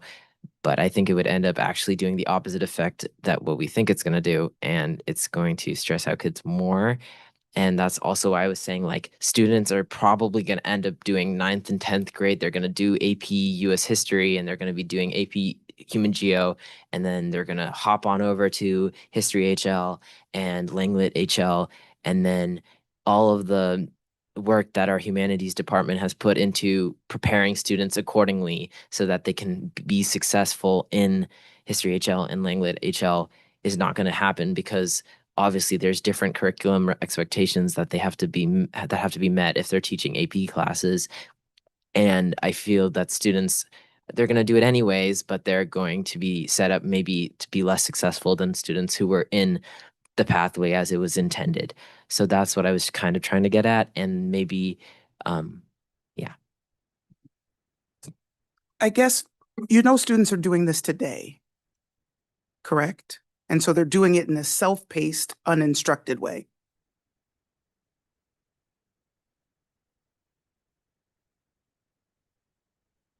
Hundreds are doing both today in a self-paced way. So that's where I'm struggling with I would prefer, if you ask me, that they do none of them. But that's me. I think we take on too much excitement all the time. But at Skyline High School, hundreds of students are doing both while doing the AP in a fully self-instructed way. And so that's maybe where I am struggling with this potential future, because in my mind, it's now. I feel as though kind of in the work study, we were kind of talking about how students prefer a self-paced environment. And I think that while obviously taking the AP test at all is adding more stress, it's a lot different than enrolling in a class and having that be a part of your curriculum, as well as IB being a part of the curriculum. But they will. So I think that this is I look forward to this conversation a year from now when you're seniors, because I think that there's part of it is as you experience your junior year and go through the IB curriculum, that the challenges that you're facing that is unique for IB, I don't think that you're any less prepared no matter what class you take in 9th and 10th grade. So what is important to know is that the pressures that you face, because the IB curriculum is unique, because it's a 3-part assessment where you have your IA, you have your IO, and then you have your IB test. You can choose instead, if you don't want that, you can take AP language in your 11th grade year and then take AP literature in your 12th grade year, and you'll actually graduate with twice the amount of college credit as if you took IBHL English. And so students and families should have a choice to earn twice as much college credit for the same amount of work. They deserve to get that choice. And that's what's important. Director Mullins. So I would love to talk about the rest of this if I could. That would be awesome, because I think we have had an incredible focus on what is a very small part of what this policy is about and what this policy is doing. And so what I would love to do is reground us in what is this actual policy, because it is not about a single course option at a single school. So again, I think I've done this probably at the last 3 board meetings. I'm going to do it again. The goal of this policy, as all policies have a value statement at the beginning, is that the board believes the district should provide students with challenging and engaging opportunities for educational exploration, acceleration, and remediation. And we should be able to provide opportunities for differentiation relevant to a broad range of students. And so as I look at what is included in the report, one, I appreciate its structure. I appreciate the clarification in calling out the exception to the existing board policy and the cycle at which the district is going to work on the exception to 14.3.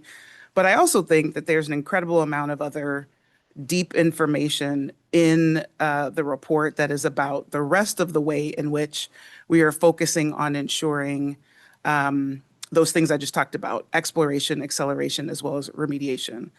So there was some, I'm not finding the page, but maybe the thing I wanted to talk about in this document is maybe focus some more on some of the support items that were here, because now I've gone all over this report on, like you mentioned a little bit, Rich, in the beginning about MTSS and the other items. I would love to talk about in a bit more detail if you go through some of the items you list here on additional support structures and how those are progressing. There's some comments here on early literacy, expansion and structured math intervention, et cetera.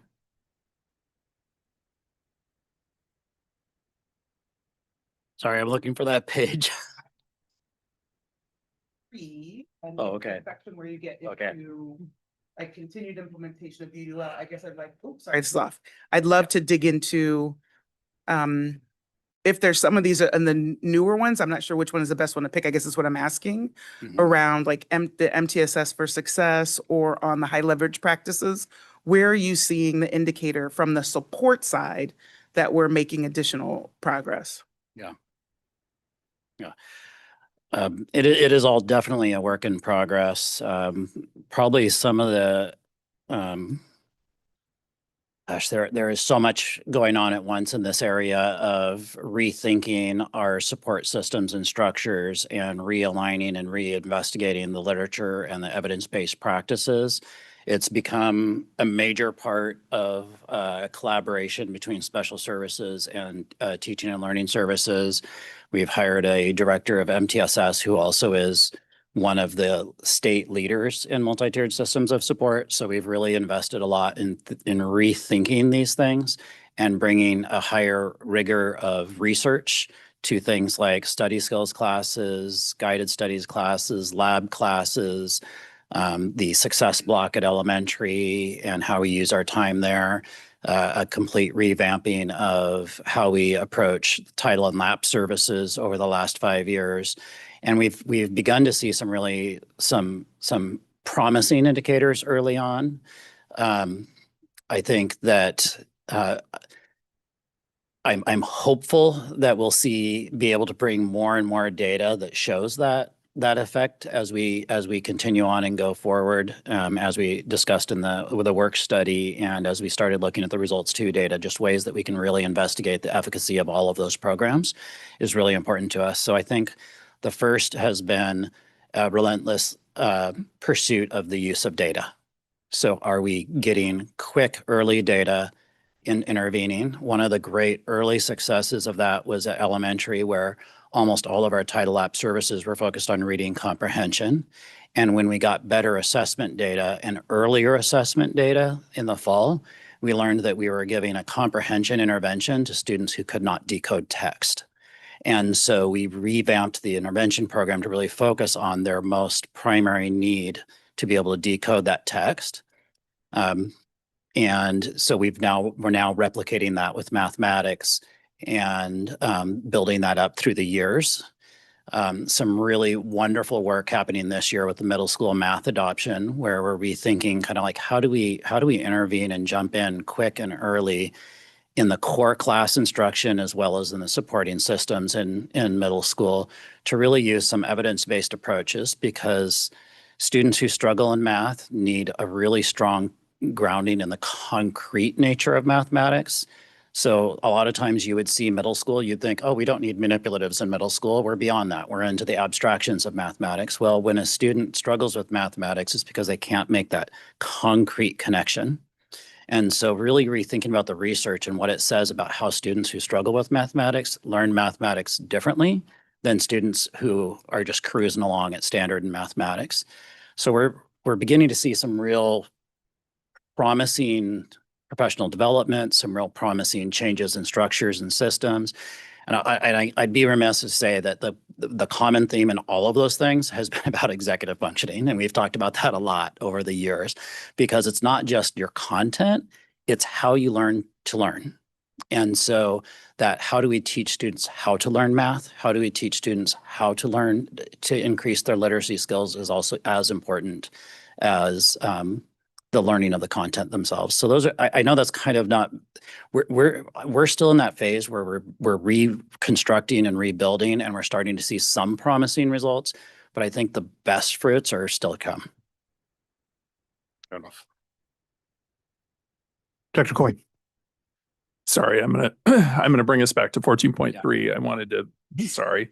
But I want to drill into a slightly different area here, but I want to kind of just ground us. And I think what the conversation is around OE 14. And I think it really is choice, student choice.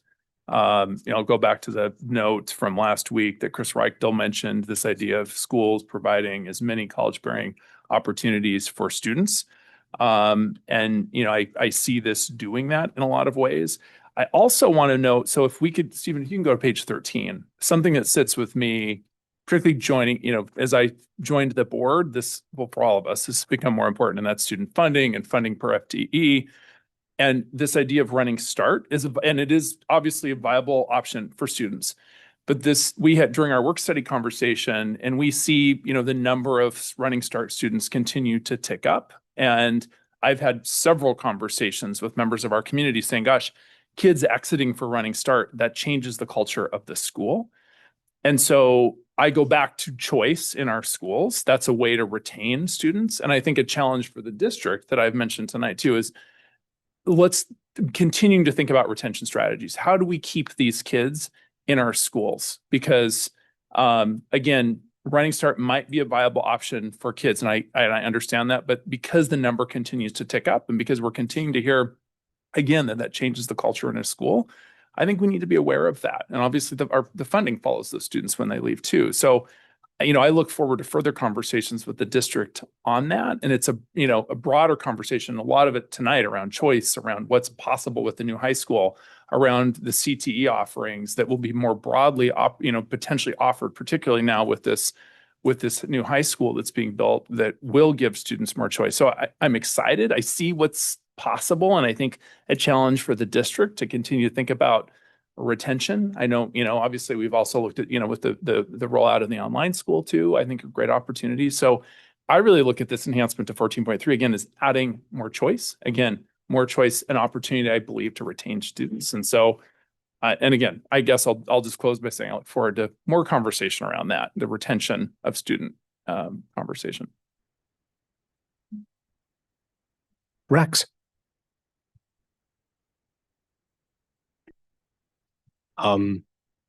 I really hate to hammer down 14.3. I just have one clarifying question. I apologize to bring this up again. I'm just trying to acclimate myself as a non-Skyline student. I'm seeing sides of both motions, and as we're discussing this, I have one more question. What is making AP advantageous to other courses like CTE dual enrollment and CHS to expanding college credit?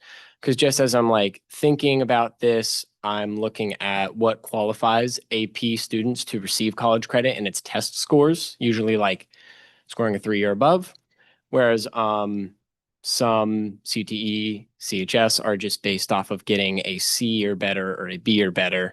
So I'm interested in what is making us look to AP instead of some of these other options. Sure.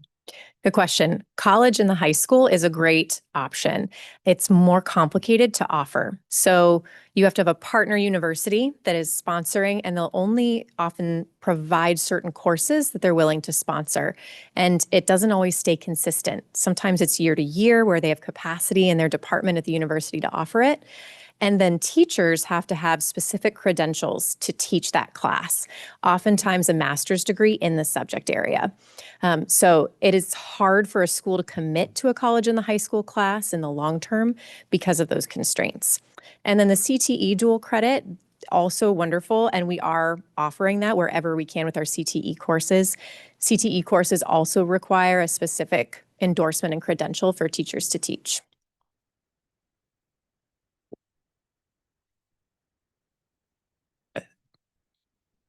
I think Rex, also think about it in the context of currency. If you're looking to go to a four-year college, AP credit is accepted almost universally. IB credit is accepted not universally.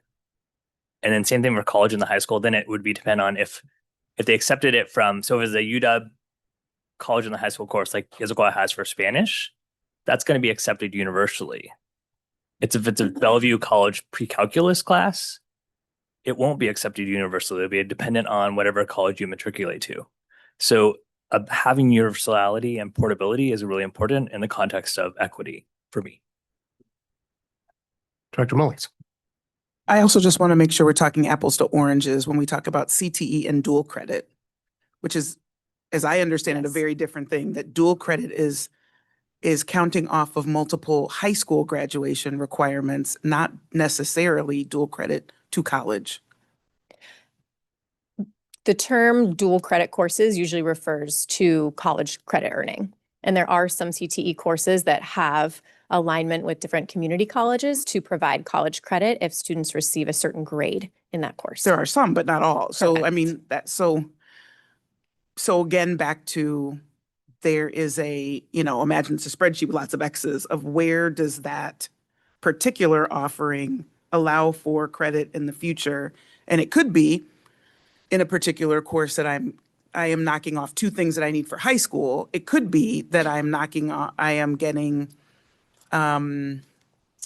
credit, no grade in college. It could be that I'm not getting anything at college. It could be multiple pieces. So the goal, again, because if you go back to the spirit of what the policy is about, not any one individual offering, which is what 14.3 is, what we've been talking about, is that the goal is that our students are able, the breadth of our students are able to benefit from exploration, acceleration, and remediation across the breadth of our students. So where it's their strength, where it's their interest, where it's available, where it may or may not carry over to. And so while this one particular piece is important, and again, it's a choice question, I think, well, that part doesn't matter.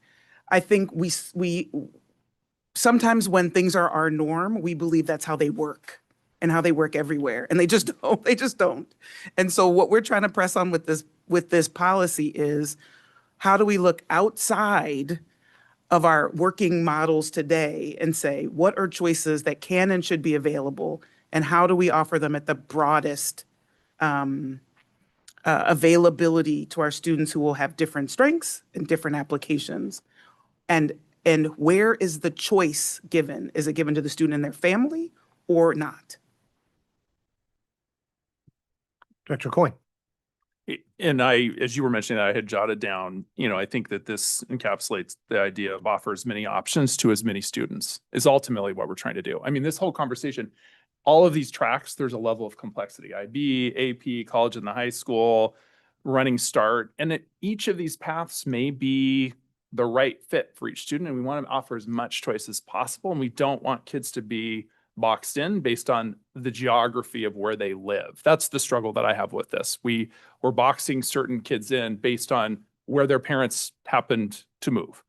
And I think as a district, we can do better, and we are. That's the intent with this, to offer more choice, because there is a lot of complexity, as we just talked about. And we want as many options offered across our district.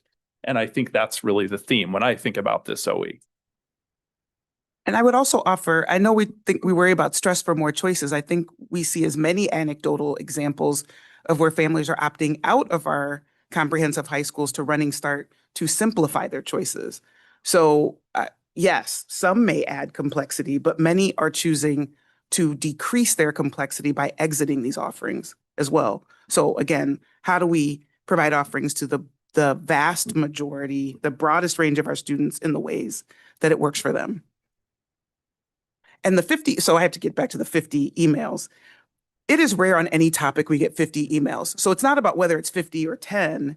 It's about the vast majority on this topic is people who are saying, why can't we explore another way? Which if you get over 3 emails on any topic, that is worth exploring in some way. But in addition to just emails, we've backed it up with town halls, we've backed it up with interviews, we've backed it up with student listening sessions, and it continues to come up that there are choices. I personally would love to add to the conversation the addition of IB participation at other schools. I say this every time we talk about it. The chief factor of why that isn't possible is space. So, because we got to get programs out of these 3 high schools to offer any of these other programs. So that's why, another reason why I'd love a new high school, because then we can start to think about, which is what we've been trying to do for multiple years, how do we use our space differently to provide, again, more flexibility? So these are all related topics. They are not, I take umbrage with when we like pick at each individual part. They are all connected. So it is not about what the number is. It's that on this topic of choice, it is an overwhelming ask in conversation, in town hall, in email, and other forms that we are offering limited options at one high school. We got other problems, but on this one, that's what this one is. And to emphasize that point, completely agree with you, Director Mullings, is the fact that I tell people this all the time, that as a member of the school board, we are a representation of the community. We are the community's voice in the educational system. And when the community is telling us that they want this option at a high school, it is our role to voice that desire and or need of the community. So totally agree with that. And I do also just to support Director Mullings' plea. There is so much in this report that runs the whole gamut of our program, of our district, and all of the amazing supports and programs that we run, starting with transition to kindergarten all the way up to the graduating from our system. So I'm happy to continue to have more conversation, but I would welcome other comments on other parts of the report if possible. Does anyone? Sure. Director Gallinger, I think he put his hand down. Yeah. Yeah. Director Gallinger, please. So I agree. I would love to not talk about one singular item on this very, what is this, 32-page report that you have? Yes. 2 things that I thought highlighted that were unique or differences from last year to this year that I really appreciated. One was outlining all the changes you're doing curricular. And I know we got behind on curriculum adoptions, and there was a cost saving issue when it had to do reductions in force. So I like the return to that and a predictable path for that. So I think that's super important for delivering quality education. The second thing that I liked in 14.4 that you outlined part of the teacher evaluation framework that highlighted about focusing on like, how do you know like the individual needs of students? And I thought that was a nice addition as well. So thank you for those things. Any other comments? Does Viday, do you have a comment? Hi, I know we are wanting to move on, and I'm sorry, but just one last kind of thing I wanted to circle back to. I know we were talking about Skyline students taking AP exams and why that would be a factor of stress. I just wanted to acknowledge that exams are really, really different than the actual courses, and exams are like one day. They are like a finite amount of time, and a lot of people study for them, but a lot of people, I can definitely, I'm interested in looking into this more, but I'd wager to say that classes and rigorous class loads are much more like life altering and schedule altering than a singular exam, and then that a singular AP exam would not be equivalent in stress year round to students actually taking those AP classes at Skyline. And so, yeah. Thank you. Anything else? Okay, hearing none. I think we are ready for a vote, but do we have a An advisory vote. See, Can I make one, getting- sorry, one more comment? yes. Well, not one more. I Yes, have not Superintendent, shared go ahead. anything on this matter, but I do want to just highlight 14.1. It's the starting point in this report and monitoring. I got to go to the actual page, sorry, because I was down on a couple of pages lower. But the focus that we have had truly on helping provide support for instructional practices to be able to really at the core level of all instruction reach our many diverse learners, I think is incredible work that I want to make sure that we highlight.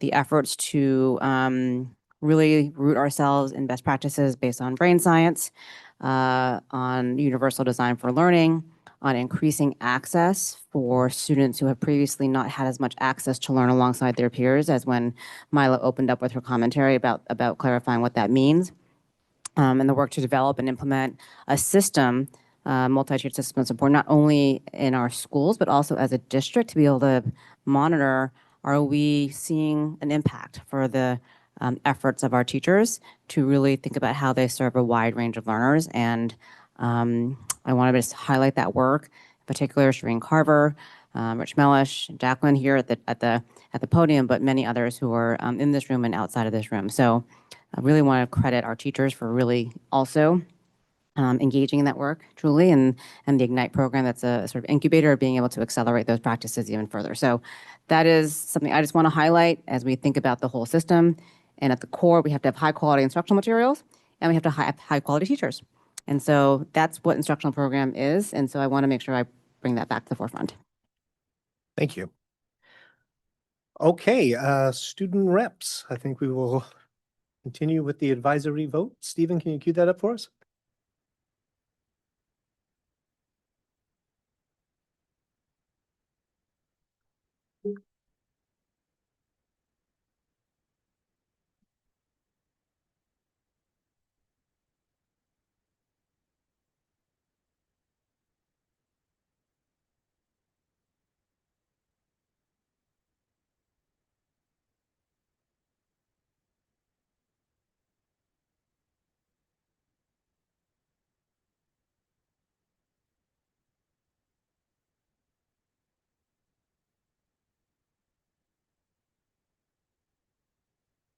Two yes, two no, and three abstain.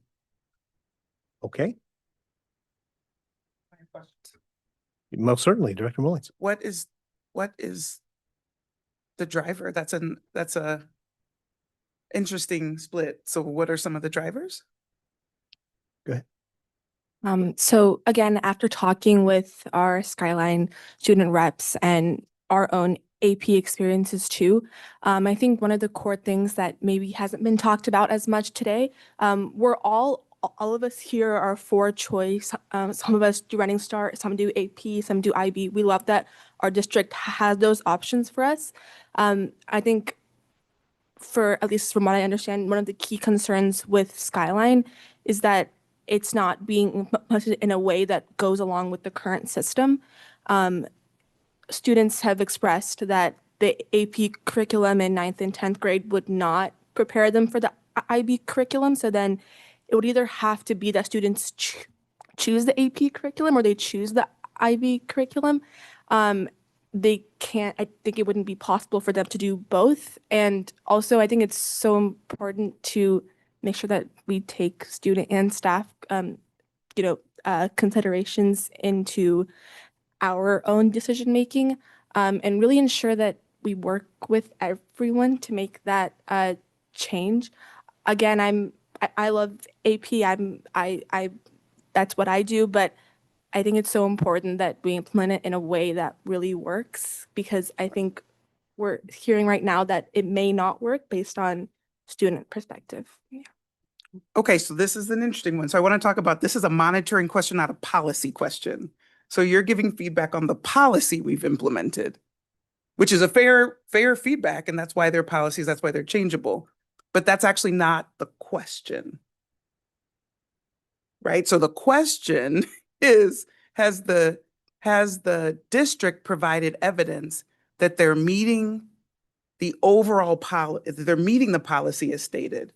So that's what I want to just make sure. And again, since this is my program with you guys, I want to make sure you're answering the question, not whether you have an issue with the policy. You guys actually all got to give input on the policy already. So this is when you read the policy, is the district implementing the policy as it's stated? That's the question. I think from Well, what you go, we're gonna move over. okay. This is where I get to do my student rep leadership a little bit. Okay. Because I want to make sure we're answering the right question right now. You can answer whatever you want. I'm not trying to change your answer, but I want to make sure you guys are answering. Because last time I think we did this a little bit too. Like, hey, am I happy with the outcome? It's different because we did the policy already, right? What is in there? So this is the district showing progress toward that whole policy? Not are we happy about how AP at Skyline is being implemented? That's not the question. Okay, are we good? Okay, Krish. Sorry, I'm gonna just do this for a little bit because Okay. Thank you for the. and they're learning to be policymakers. So I want to make sure they're answering the right question. No, thank you for the clarification. I voted for just looking up from the growth from last year to this year in terms of curriculum offerings, course offerings, all the different options we Right. didn't have going to like Running Start, CTE, college and a high school, dual credit. I mean, when I look at my friends in neighboring districts, they don't have half the stuff we have here. Right. And so for me, that's really the really big driver thing. And the other thing is I completely agree with the directive and underlying vision behind 14.3 that, you know, regardless what high school you go to in the district, your experience should to some extent be the same. And regardless of the implementation details, I have full faith that our district will achieve that goal. So that's personally for me why I voted yes. And I'm not telling you, thank you for saying that, but you don't have to unearth how you voted. I just want to make sure you're answering the question that's posed, not whether we're happy or not with the policy. Because again, when we bring the policy back up for revision, you guys get to have that input again. Okay. So who else was it over here, Rex? Yeah, I came to a similar conclusion as Krish did. You guys don't tell me the answer. Oh, Don't tell me the answer. Just tell me whether you answered this question or a different question. I answered this question. The report seems thorough. Okay, thank you. Thank you. Noah? I think I chose my answer based on the fact that I felt the evidence on the paper wasn't really reflecting what I felt around me and in the kind of conversations I have in my community. So that's kind of what led me to my answer. On what question? The question of the poll. Like, has the board provided sufficient Has the district, because this is about district progress, provided sufficient evidence to meet the expectations of the entire policy? Yeah. And so you're having community conversations that says like remediation as an example, that folks don't feel like they have the right remediation support. Because that's the policy is not just 14.3, the policy is the whole thing. That's your experience? Okay, awesome. Go ahead. No. Micah, did you have something? Micah? I feel like your question that you're asking right now feels a bit, what's the right word? Unclear, because I'm not sure if you're asking if I don't know if you're asking if we know what we're voting for right now, or if you're asking yes. Okay, so I voted for what the question. I'm not saying what my answer was. I'm not saying what my answer was. I'm saying I voted based off of what it was asking. Like, do you believe the district has provided sufficient evidence to meet the expectations of OE 14? Across the whole policy? Yes, across the entire policy. I looked at the entire policy and I saw what each one of the things are, and I saw different evidence in different parts of actions from each part of the policy. And I decided through that, concluded my answer. Okay, wonderful. I just want to make sure. Yeah. Also, I just talked about 14.3 because that's what we were talking about before. But after reviewing the whole document and looking through each one, that's how I also made my conclusions. But I just wanted to talk about 14.3 because that's kind of what we were talking about before. Okay. Thank you. I just want to make sure. Yes. Because it gets real easy to have, it's called recency bias. This is the thing we're most recently talking about. So this is the thing I'm reacting to. And make sure you're looking at the policy as a whole and how you're voting. Okay, thank you. Just Okay, thank you. Thank you, students, for your vote. That, I believe, brings us to a board vote. There is a motion on the floor. It was raised quite a while ago. I hope that we all remember it. So we will take a vote now. All those in favor for the motion on the floor to accept the monitoring report, please say aye. Aye. All those opposed? None. Okay. So there, the monitoring report is accepted. Next on our agenda is legislative matters. All right. Director Anderson, do you have any goodies for us? Day on the Hill is Tuesday, January 27th. A number of board, staff, and student reps, I hope, will be heading to Olympia with a jam-packed schedule of meeting with senators and representatives of the 5th, 11th, and 41st legislative districts, as well as the Secretary of Department of Children, Youth, and Families. My goal in those sessions is to discuss the big three that I talked about earlier in hopes to continue to advocate for those matters. Being my first time going to the Hill, I'm really excited to see how that goes. Great. Great experience. Yeah. Anybody have any other updates? Okay, I will keep us moving along then. Next, announcements and correspondence. Do we have any announcements or correspondence to share? I do not believe so. Okay. Look at this. Now comes the fun part. Calendaring and future agenda topics. People, please get your phones out. And we will run through this. I'm actually going to start before we get to some of the bulletin matters here because I was scheduled to appear before the Issaquah City Council next Tuesday night to speak in favor of endorsement of the City Council of the levy. I unfortunately had that on my calendar on a Monday because their meetings are usually on Monday nights. They moved it to Tuesday for Martin Luther King. I am fearful I'm going to have a hard time getting there on time. But any of my colleagues be available. Yeah, it's just public comment. At the this City is the Council. 20th. It is the 20th, yes. I am in Atlanta. That would make it very difficult for you.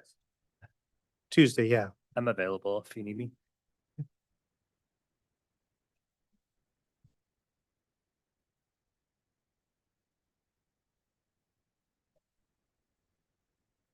Yeah. Thank you, Harlan. Appreciate that. I believe it's 7 o'clock. I will let Councilwoman DiMichelle know, and she will connect with you. President. Thank you. President DiMichelle. DiMichelle, thank you very much. Director Anderson. Yep, that's right. I forgot. Okay, so first thing on the list here is listening sessions with students. I must admit, I wasn't aware of that, that was coming up. Are we doing a particular Yeah, what type of group or how many? I don't know what this. Oh, this is with, Yeah, I was thinking student reps. I'm sorry. I know, I listen to them all the time. different themes we hit. Yeah, we've done different. groups. Yes, yes, I'm sorry. My brain was in a different place. I believe that this topic would be about going further, especially on the homework topic. But pairing homework and grading, because they have to kind of be in hand, but going a little deeper with homework. Okay. Exactly. Like focus, like that request and the topic will be homework, but we know it'll Go lead grading. into grading. Go other places. Yes. And are you thinking this is, in the past, we've done these, How have we done? we've done it in different ways, like how many, which schools it's like, how many? Yes. So in generally, how it's done is we have the staff sets the 3 dates for the feeder patterns, and then 2 per, because we want to make sure that we don't have a quorum that we know, like to protect students. Like, so it's not an open meeting. So that's historically how it's done. Okay. I think that I guess we could align on dates, and then I don't know what was your preference, superintendent, as far as, because the timing would be potentially variable based on if you think that getting students that would be on campus, because the whole point of what we're talking about is we're trying to get seniors. And we already talked about how we have absence of a lot of people from schools because of going off campus for Running Start. Is there a certain day or time that most students are there because of some sort of graduation requirement class? That's my question. I like your earlier point because this is probably a complex question. Yeah. I would, if you could come back, like if we're looking at the 3 high schools with just options, that would be best for me, that we know are ideal for the students, for the staff. And for staff, yeah, Yeah, because I agree. We can come back with a couple, and then we'll have to set up a complex scheduling poll. Yes. And that will be very fun. And so please respond to that once you do receive it, so we can Okay. quickly do that. But that is a consultation point we'll need to. So the goal is to optimize for highest amount of participation from students and staff and board members. And an open meeting format would be appropriate for this versus a closed session because it would be a wider audience. Is that what I'm hearing? Just to recap. Yeah, and the question to be asked is also like, is something, so what we tried it before, we tried it on before late start Wednesdays. And so we did it and we hosted breakfast for them. I think attendance was uneven at best. That might not be the best option versus like if they're incoming from class, or if there's something like right after school, if you know, like, hey, right after school is a good time too. Yeah, so I think we're- optimizing for high volume. High volume. Yes. Yeah. Got it. Thank you. PTSA and ISF engagements. Does that refer to? That is a joint meeting between the PTSA Council, Leadership Council, as well as then the board. Is an opportunity to continue to collaborate. We had one last year now, and that was helpful. The same way we would potentially do that with ISF. And so I think that there is an important opportunity to continue, especially because we are welcoming a new board member who has been involved with the PTSA. That's, and still is, yes. I should not neglect to say that. And there's a desire, I think, from the PTSAs to also continue that relationship building and how both entities can work together. And so these are, you call them linkages, what we're saying. We're talking about what is the session we get together, big room, these groups. Oh, okay. Which we've traditionally done right before. I Right see the before- linkage. Okay, I was thinking we were going, okay. Yeah, the word engagement threw me for a loop. So I went ahead. Okay, I see. Because that's the coherent language, or I mean, is engagement instead of linkage. yes, Thank you, thank Director you. Bellinger. Good Yeah. job. And so if there's a desire to do that, which I think is part of the scheduling, I think there's also the question of if we want to tack on, because we have a lot of content also that happens in that 5 o'clock time before 6 o'clock meeting. So I think there's sometimes the question of, is the board willing to even meet at 4 to tackle some content and then do an engagement at 5? As we look at the rest of the year, President Taylor and Director Gallinger will want to be thinking about how we can slot this in, because there's probably more things on here than can actually happen with our current time allocation, which might require some discussion on, can we tack on an hour in addition to start at 4 instead of 5? That would be my preference if we could just have it all night. I agree. But, Was that something we could just? So We we're could- looking for candidate nights that people could fit in a 4 o'clock start. That's what we're really asking. Yeah, of the board nights.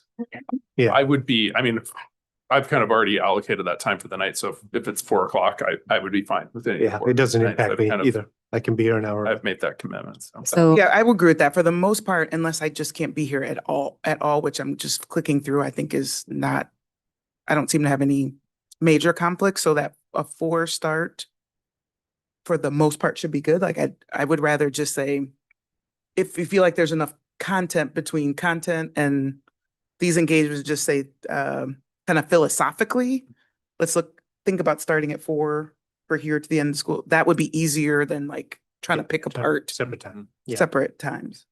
So does it make sense then that maybe Dr. Gallinger or myself, speaking with you, we can Can we just slot tentatively those in just- where it makes sense in the agendas moving forward? Yeah, I mean, like, I think we should tentatively look at the second March meeting and then the April meeting. Yeah, that makes sense. It gets too crazy by the time we get into May. Yeah. Yeah, with our other obligations. Yeah. Okay, well, we'll shoot for that and we'll look towards the agenda to do that. We have had some outreach and or communication with various city councils Yep.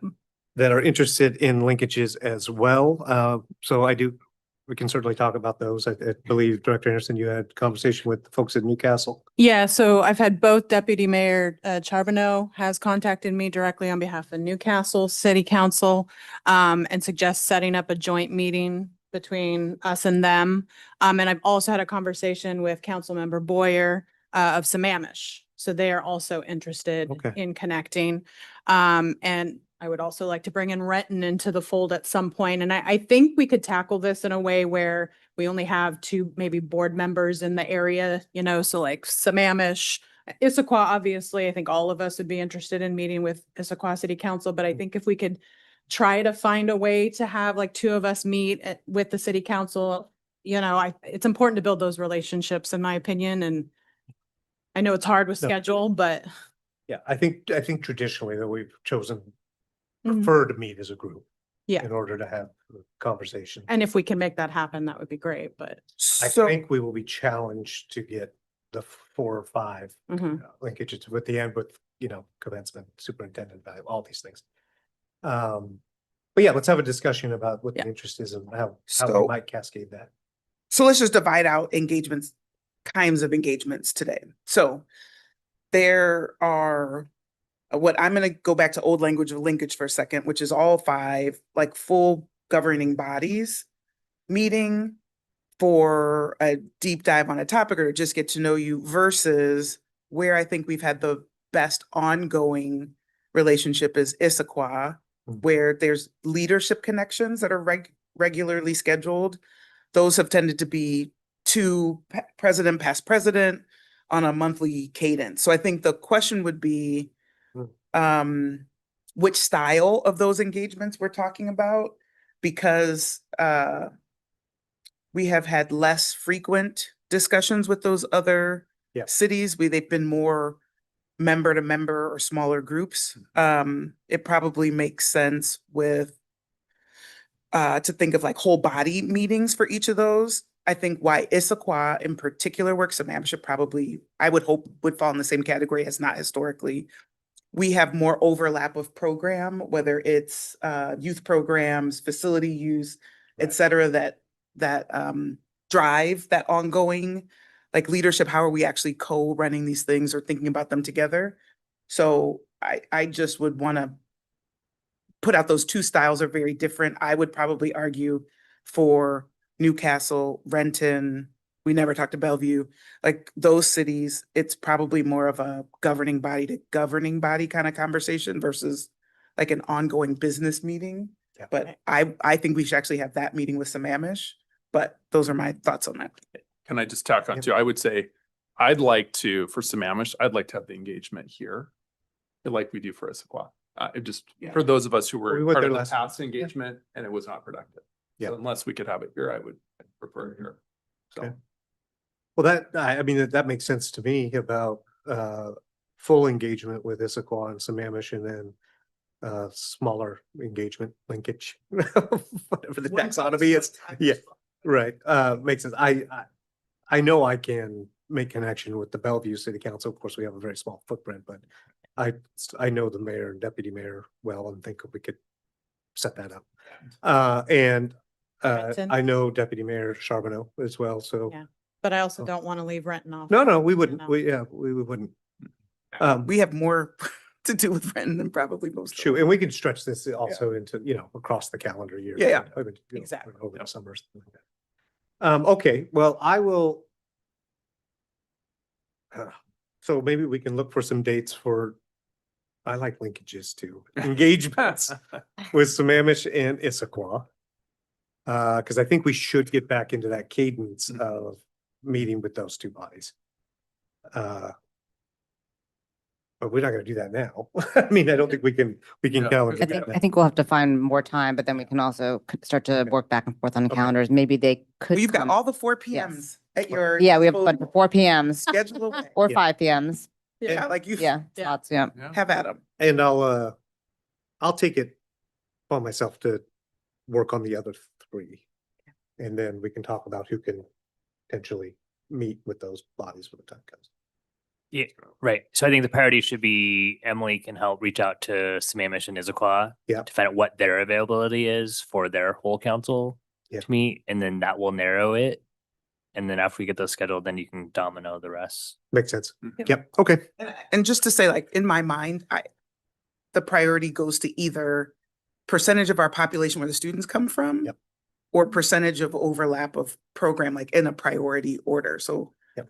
Sammamish is underrepresented in what we do today because they're the most of our students, right? They have a larger stake in our students. And so it's not that the other aren't important. I just like to lay out a couple principles because people have feelings. So for me, it's an order of either percentage of our student population that are in those municipalities should be the priority, or again, our youth programs, our youth employment, our parks and rec, those sorts of things where we have real joint interest are the things that I care about from a prioritization of the order.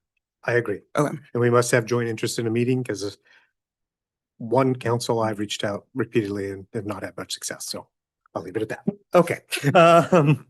Moving on. PTSA Council General Membership Meetings. 2 per meeting.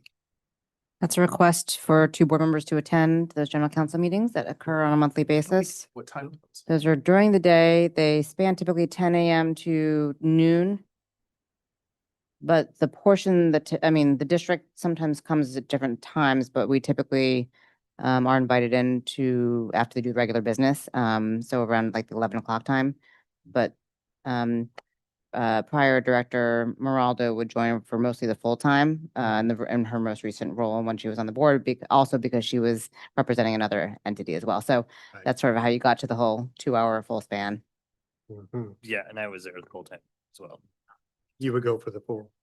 I think historically that we've, I think, moved to having it be where it's not just the board president goes, it could be any 2 board members to try and broaden the view of both directional so they get to know all of us and we get a sense of them individually and collectively. I've attended in the past and they've been helpful. Well, we're all working professionals too. So Yeah, I mean, it's difficult hard for- though. That's the yeah, struggle. all the day. So Yeah. I would prefer bringing the backup for ISF than PTSA. I am gonna have a really hard time with any of those dates, unfortunately, for the midday PTSA council meeting. So I don't think I commit to any of that. Unfortunately, I don't get those. So There are some that are virtual. What was that? There are some that have a virtual option. It's only some are Oh, in person only. The virtual option, then I might be able to make those work. Same. So I'm seeing 129 virtual, 226 in person only, and 326 virtual option, 423 virtual option, 528 is their end of year celebration in person. So I can do February 26th. And you said the meetings again are at 10? 10 to 12. 10 to 12. I can do a virtual. I mean, I'm usually in Redmond. But I can certainly make one. Put me down for the May 28th one for sure in person. I can do that. Could try to do the January 29th one. I virtually, but I wouldn't be able to join until 11, if that would be okay. I can do virtual on the 29th as well. Okay. And April 23rd. Okay. As long as we do March 26th coverage, I can do March 26th. I might be gone on the 26th. Hold on. Otherwise I'll. Emily, are you able to send us calendar invites for those too? Okay, awesome. Thank you. Calendar's at the 26th of March. Confirming you said the 26th of March, Director Calendar, that you could make. Yes, sorry. Thank you. I can do the 26th of February as well. Oh, That's in, Already on my that's in person. yeah, that's fine. Okay. Yeah, it's already on my- Okay, so we have the January, February. Do we have March covered now? Did I hear that? March, April, Director Anderson is okay. And then May 28th is me. Anyone else want to come with me? that That's that was the end, midday? that's the end of celebration though. Come on. Yeah, I'll join you for that one. And that, but it is midday though, right? Okay, Okay. I'll try to make that. Yes, Okay. I'll make that work. Okay. Fantastic. ISF board meeting. Yeah, I am not available on that date. Can somebody cover the ISF board meeting Yeah. on March 24th? I'm available, but I think Sydney said she was gonna do it. That's what I thought I heard. It sounded that way. Sounded. Yeah, I've got a potential hold for travel there right now. I don't have travel booked, but so. Just keep me Yeah, posted, you- Sydney. Probably posted. Okay, very good. It's up here, not down. Okay, and then board retreat planning, what is that about? Sorry, really quickly, it's a 5:30 meeting, What's it? ISF. Oh. ISF is a 5:30 meeting. ISF 5:30 meeting. Yeah, Got it? that's an evening one here in this building, right? Yeah. Is that it? Yeah, Yeah. go ahead. Yeah, Board retreat the plan. board retreat, the board received a agenda with agenda for 2 retreat days with topics.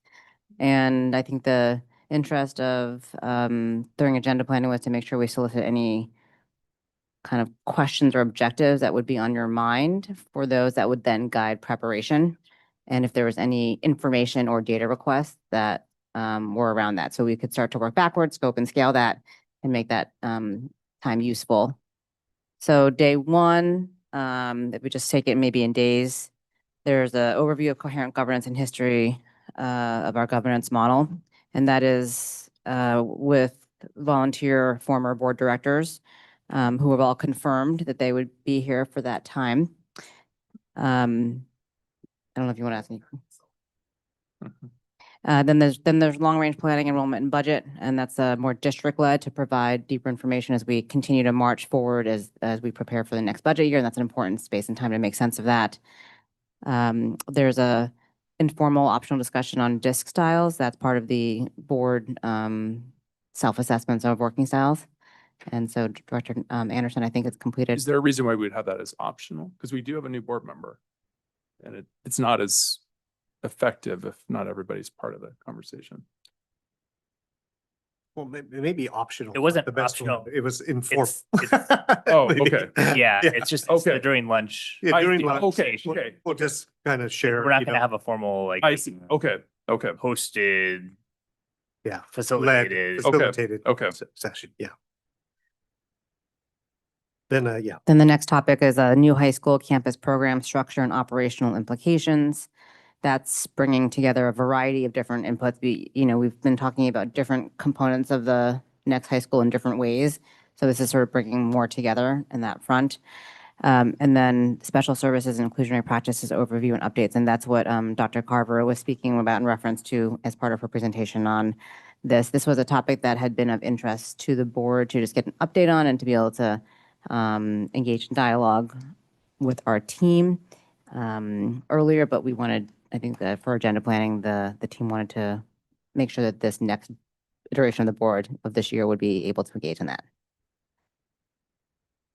So those are more district kind of led in terms of providing information updates and sort of dialogue. Yep. And so it's helpful to know what questions you all have and what information would be helpful. Just had I have 2 questions. I'm Yeah. wondering. And let's pause on this day so that way we can, yeah. Oh, do you want to come back? No. Oh, okay. No, like this is a good time to pause. I Thank think you. this looks good. When I glanced at it, I'm wondering, can we expand the time for the new high school? And do we need as much time for the overview of coherent governance? Because it seems like a lot of time dedicated to that, unless there's new concepts. I mean, I know for Director Anderson, that piece will be good. That was my first thought. If we could cut there, because I think the high school conversation is going to be pretty robust. I just want to make sure there's enough time for that. Was the hope that we would start to get into actual policy update or literally just the background? That's the end of the second day. I think it really is. I don't know. I guess my personal belief is it's really important for everyone, including Natalie, to understand like how do we get to where we are, and how do we sort of at least go through like what are like we have like 4 different groups of policies, and just to talk through like the origins and just the background of them before we can even then have a coherent conversation on what potential updates. that Oh, I we agree. need I to think they're make. important. I just wondering if we need that much time. That's and it's Yeah, just my thoughts. I think we do. I think we do as well. I don't think we can have any conversation that is short. And I agree the high school, but this is not an isolated conversation. Sure. This is a start. This is nested within a whole series that starts really soon, even before this retreat.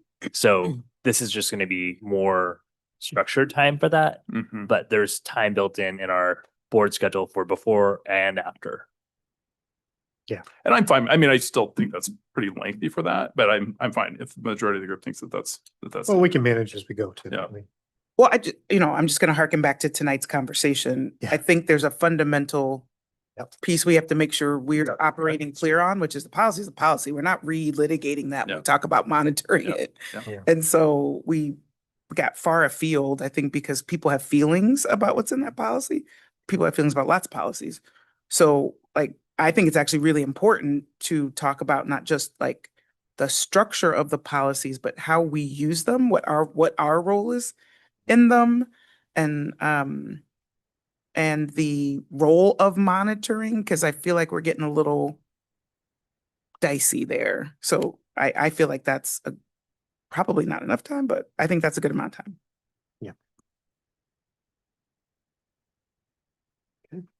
Anything else? Okay, well, let's take a look at day 2 then. We'll kick off the morning with an overview and history of teacher evaluation system. I think we saw the monitoring report. There's, been things going on in that space, and it's a topic I'm very much interested in myself and would like to learn more of the history. So that was the intention of that session. We'll have a break, then operational expectation 12, homework and grading. Topic that'll never go away. Then a lunch break, then the strategic plan refresh, which will be a really great conversation with that work starting.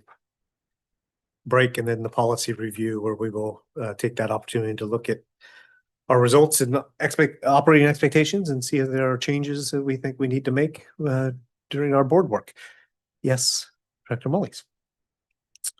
So I think the topic for me that I would like to spend time on, whether it's here or in a work study or someplace else, so I'll just table it, is I feel we have not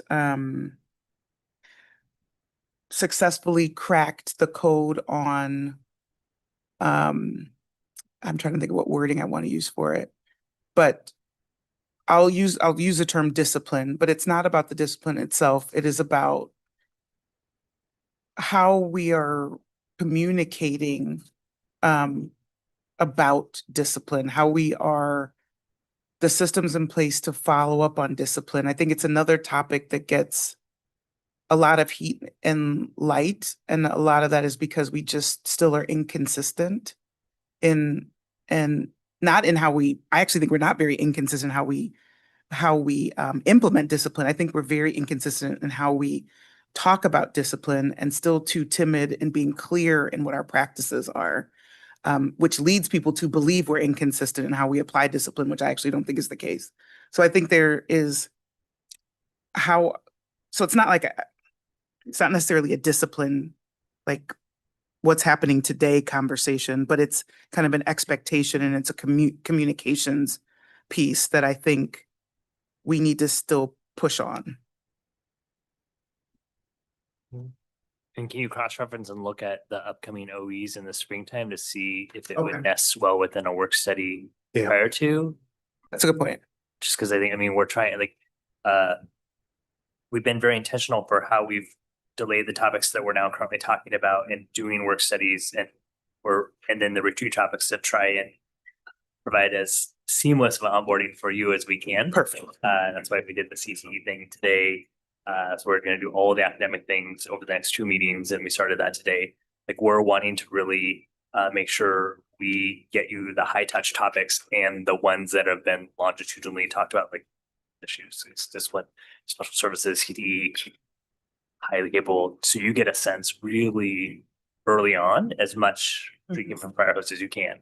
So that's how we're trying to build not just this, but our work studies and all of our board agendas. So, yeah, as well as for what Sydney brought up, there are other topics you feel like, wow, I really I have this itch that I need scratched a lot earlier. Can you bump that up?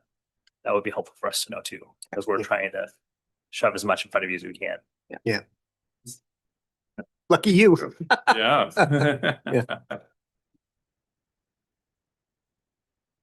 Any other comments? I mean, I think we're No, in good that's shape. good. Everyone feels good about it? Mhm. Yeah, Director Gallinger has something? Yes. Different topic, not this. Go ahead. I think we're okay. Is that all I that's think this feels scheduled? good. So my final question was, now that we've settled on those topics and I've heard from you all about it, if there's something specific, so now think about it further, if there's something specific in terms of what you hope to get out of that, or information, just kindly ask that you let us know by Wednesday of next week, so we can start to think through what that looks like holistically and then come back if there's further clarification and so forth, that we can start to plan for that. So that would be just a request. You can send that directly to me, please. Call, email, whatever method is preferred for you. And then it'd be great if then our next meeting, you would have this similar thing, but would show like the data that's been requested by various people. Yeah, Because that will probably spark Yes. the most conversation at this point 2 weeks from now. Yeah. Like, oh, well, then I actually want this or whatnot. That would be my best guess. No. Yeah, hence the whole bring it back for clarification for the whole board for further direction and or modification. Oh, yeah. Yeah. Anything else for the good of the order? Oh, Yes. Director Gallinger. Yes. Oh, that's right. We didn't get to it. Thought that was it. No, that was not it. Sorry, I'm getting fuzzy. Go ahead. Through consensus, rather than actual formal board action, I would love for us to pursue having the district do an RFP for having a board member like coach, mentor. Like the difference is that all of us work full-time jobs, and that hasn't happened in a really long time in Issaquah board history. And so I think WASDA is a great resource. I think Matt will obviously be a great resource. Also having more resources that we can wrap around you and other future board members, because we're not all of your, I think it would just be good practice for the district to have people that can help do that. They can be a resource for you. Because sometimes it might be a topic that you want actually not to talk to board members that are currently on the board about. And that would be important too. Well, coincidentally, today was the kickoff meeting for WASDA doing a new director network meeting. I attended this afternoon and it was awesome because there were familiar faces I had seen at the legislative sessions, ones that I met campaigning. And so it's a really cool, and they do some training as well, you know, great. to get everybody on the same page. And then we're also making connections with other board members in other districts. So it's only once a month, about around the 15th of the month. And so I'm going to go to all of them. Yeah, it's great. It's great to make those Yeah, connections. but kind of the same, like another facet to get information and make connections and. I'm in favor of that. I mean, I would have loved to have had a coach. Think where I'd be today if I had a coach. Yes, head nod. Yeah. Yeah, I think it would be. I was sitting here thinking, I coach, I was. Marnie is Marnie. You were mine. So I had to read. No, I mean, like, you know, No, yeah. Marnie was fantastic. Yeah, no. Would the coach, are you envisioning like the direct, so they would really have to understand our policies and procedures? What role would they, okay, so. I think we have Yeah. some people in mind, probably. Yeah. Yeah, we have some folks. Yeah. that I know. Yeah. Yes, and they would all be great, I'm sure. Yep. So, Yeah. yes, I'm nodding my head. Yes. Yep. No idea. Yes. Yep. Okay. Sounds good. Yeah. I think it'd probably be helpful to get from Director Anderson some specific objectives she might have in mind, since it's in context of welcoming and onboarding. So maybe that can be a good follow-up question. Any other things for the good of the order? Okay, we are adjourned. Thank you. Way too much water. Yeah, way to go, AJ. Yeah. Well, we can talk about 14.3. He's gonna get so tired. You wanna talk about? Are you getting tired of the year? No.